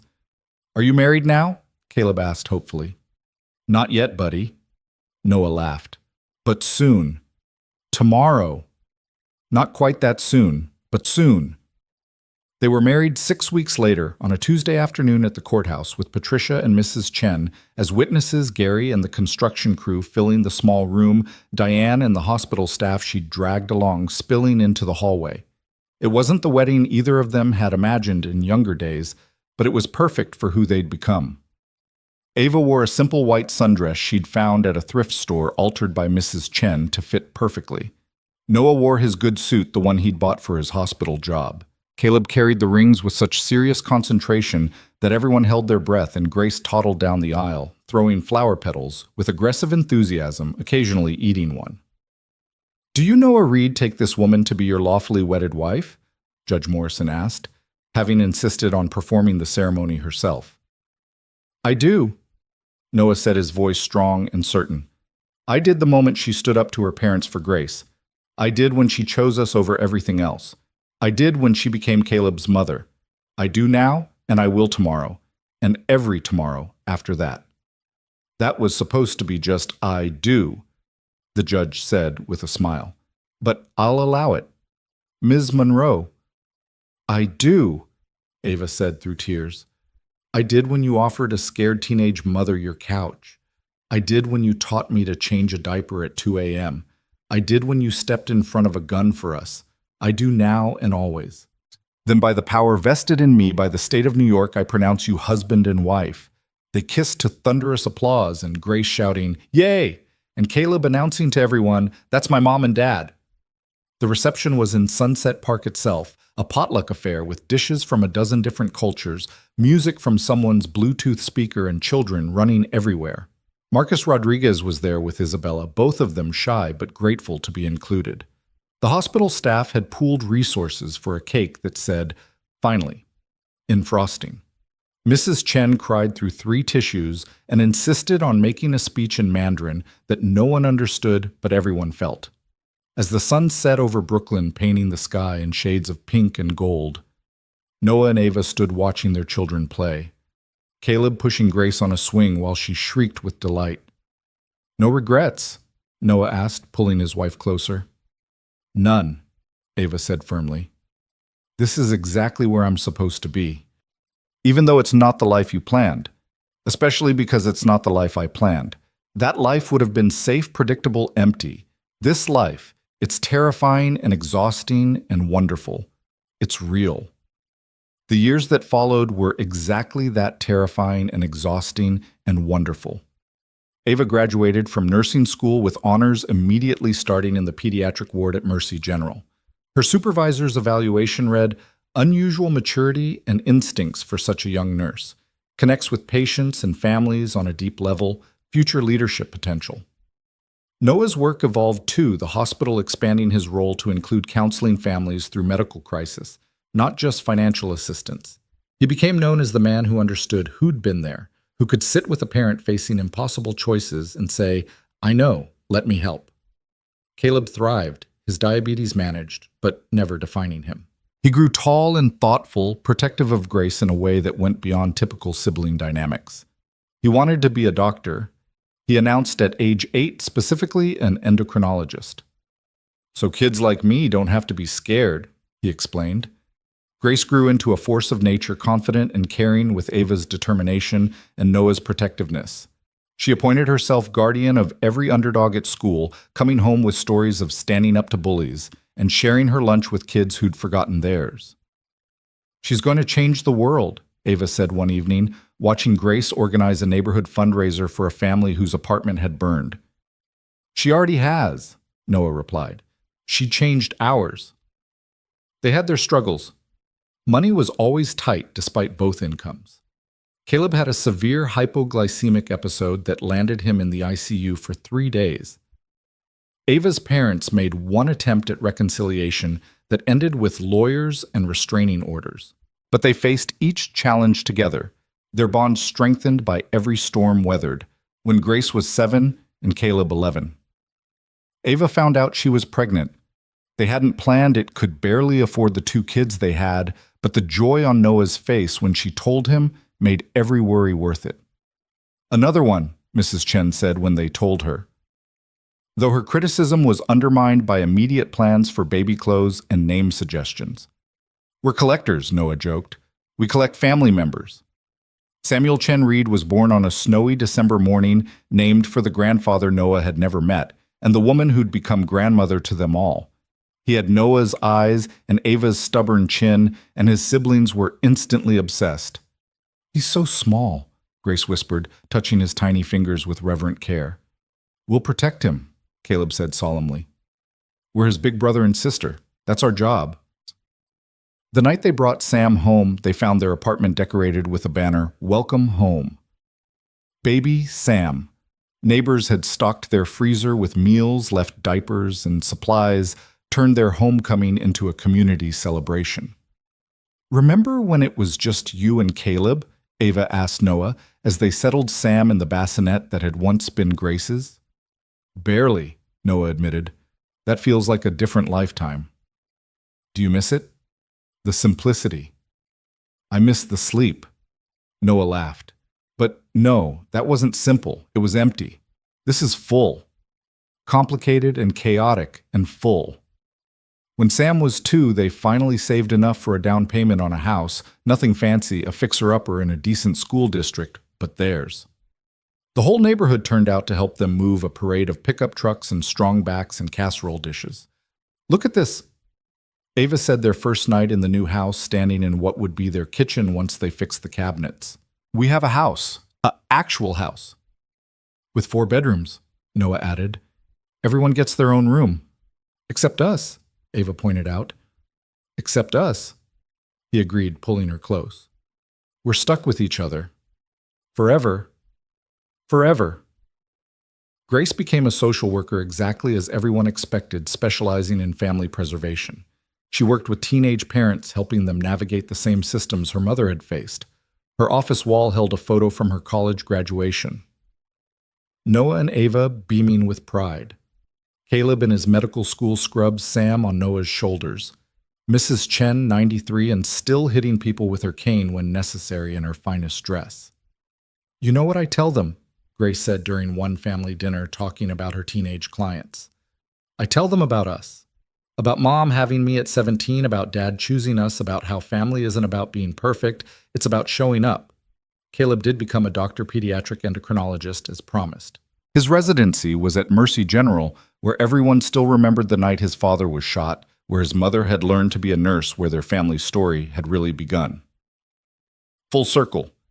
Dr. Alvarez, now nearing retirement, said when Caleb started, Your father saved a life by nearly losing his. Your mother fought for you when everyone said she couldn't do it, and now here you are ready to save other kids. Sam surprised everyone by becoming a teacher elementary school specializing in kids with learning differences and medical needs. Someone has to understand the kids who don't fit in the box, he explained. But the moment that brought everything truly full circle came on a March afternoon 25 years after that night in the elevator.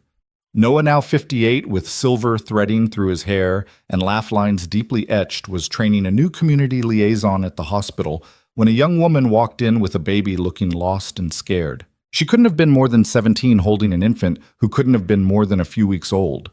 Her expensive clothes were wrinkled, her eyes red from crying. Can you help me? She asked. My parents kicked me out. I kept my baby and they kicked me out, and I don't know what to do.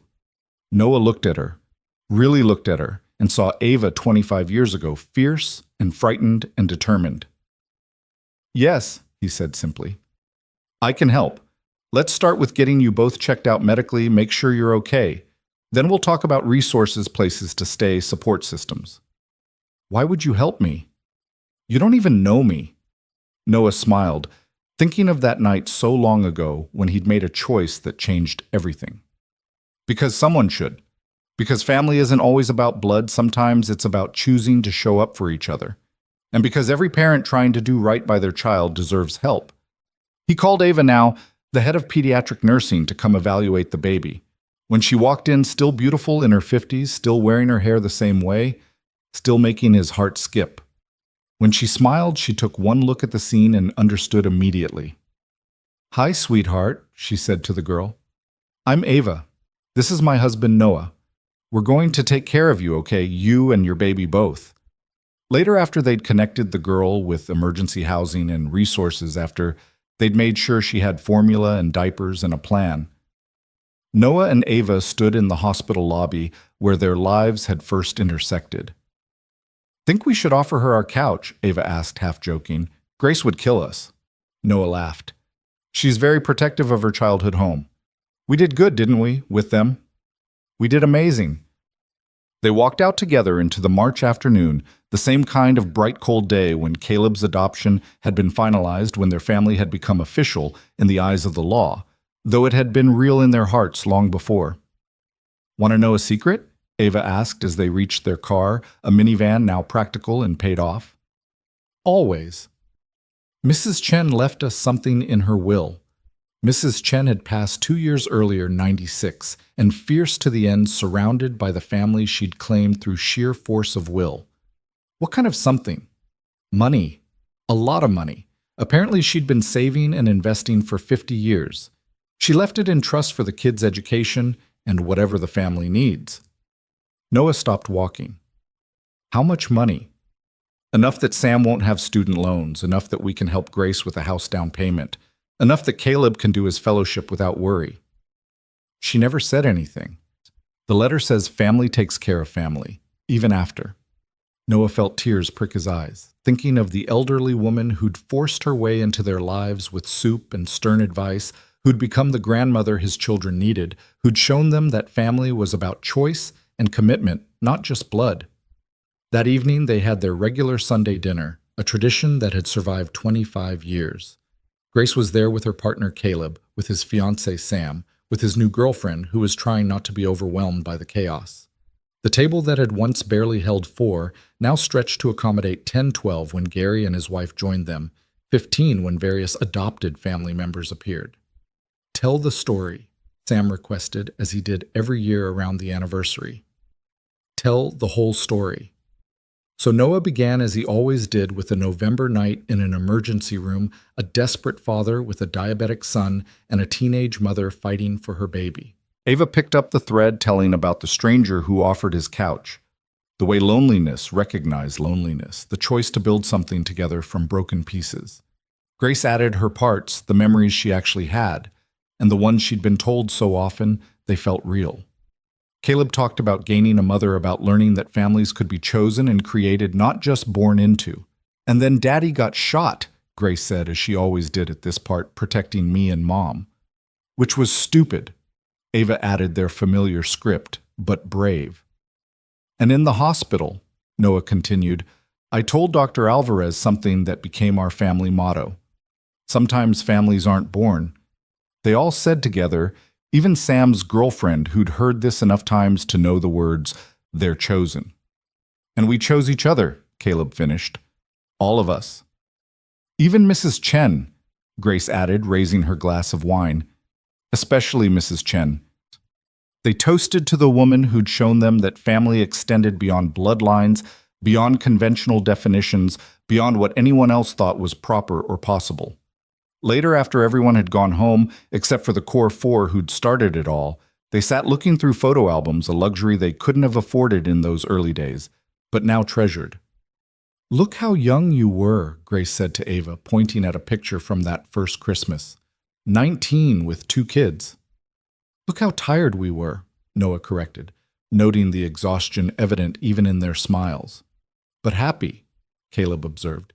Even exhausted, we look happy. Because we were together. Sam said, simply too young to remember those early days, but raised on the story of them. That's what mattered.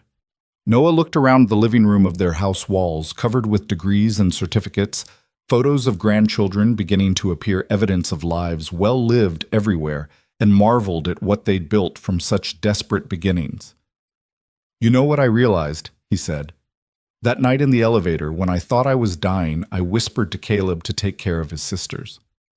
I meant you and Grace, he said to Ava. But really, I was asking a 5-year-old to take care of the family, all of us taking care of each other. And we did, Grace said. We all took care of each other. Still do, Caleb added. Always will, Sam confirmed. Ava leaned into Noah's side, fitting perfectly after all these years. That's what chosen families do. They choose each other over and over every day. Even when it's hard, especially when it's hard. As the evening grew late and they prepared for bed in the house, they'd made a home. Noah stood in the hallway lined with family photos. There was one from each major milestone: Caleb's adoption, their courthouse wedding, Sam's birth, Grace's high school graduation, Caleb's white coat ceremony, every Christmas, every birthday, every moment that mattered. But his favorite was one Diane had taken without them knowing a few weeks after he'd been shot. They were all in the hospital room, him propped up in bed, Ava beside him with Grace on her lap. Caleb curled against his other side. They weren't looking at the camera, but at each other, and the love between them was so visible it seemed to glow. That was the photo he'd had copied for each of the kids, the one that sat on desks and mantels across the city now, the one that proved that families weren't just born, they were built. Choice by choice, day by day, through bullets and birthdays, through hard times and holidays, through the simple act of showing up for each other. Coming to bed, Ava called. Yeah, Noah said, taking one last look at their history on the walls. Just remembering. Good memories. The best, he said, joining his wife of 24 years, even the hard ones. Especially the hard ones, she agreed, echoing their old refrain. They're what made us who we are. Who they were, the Reed family. Not perfect, not conventional, but real. Chosen and choosing over and over again forever. And in the morning, they would wake up and choose each other again as they had every morning for 25 years, as they would every morning for all the years to come.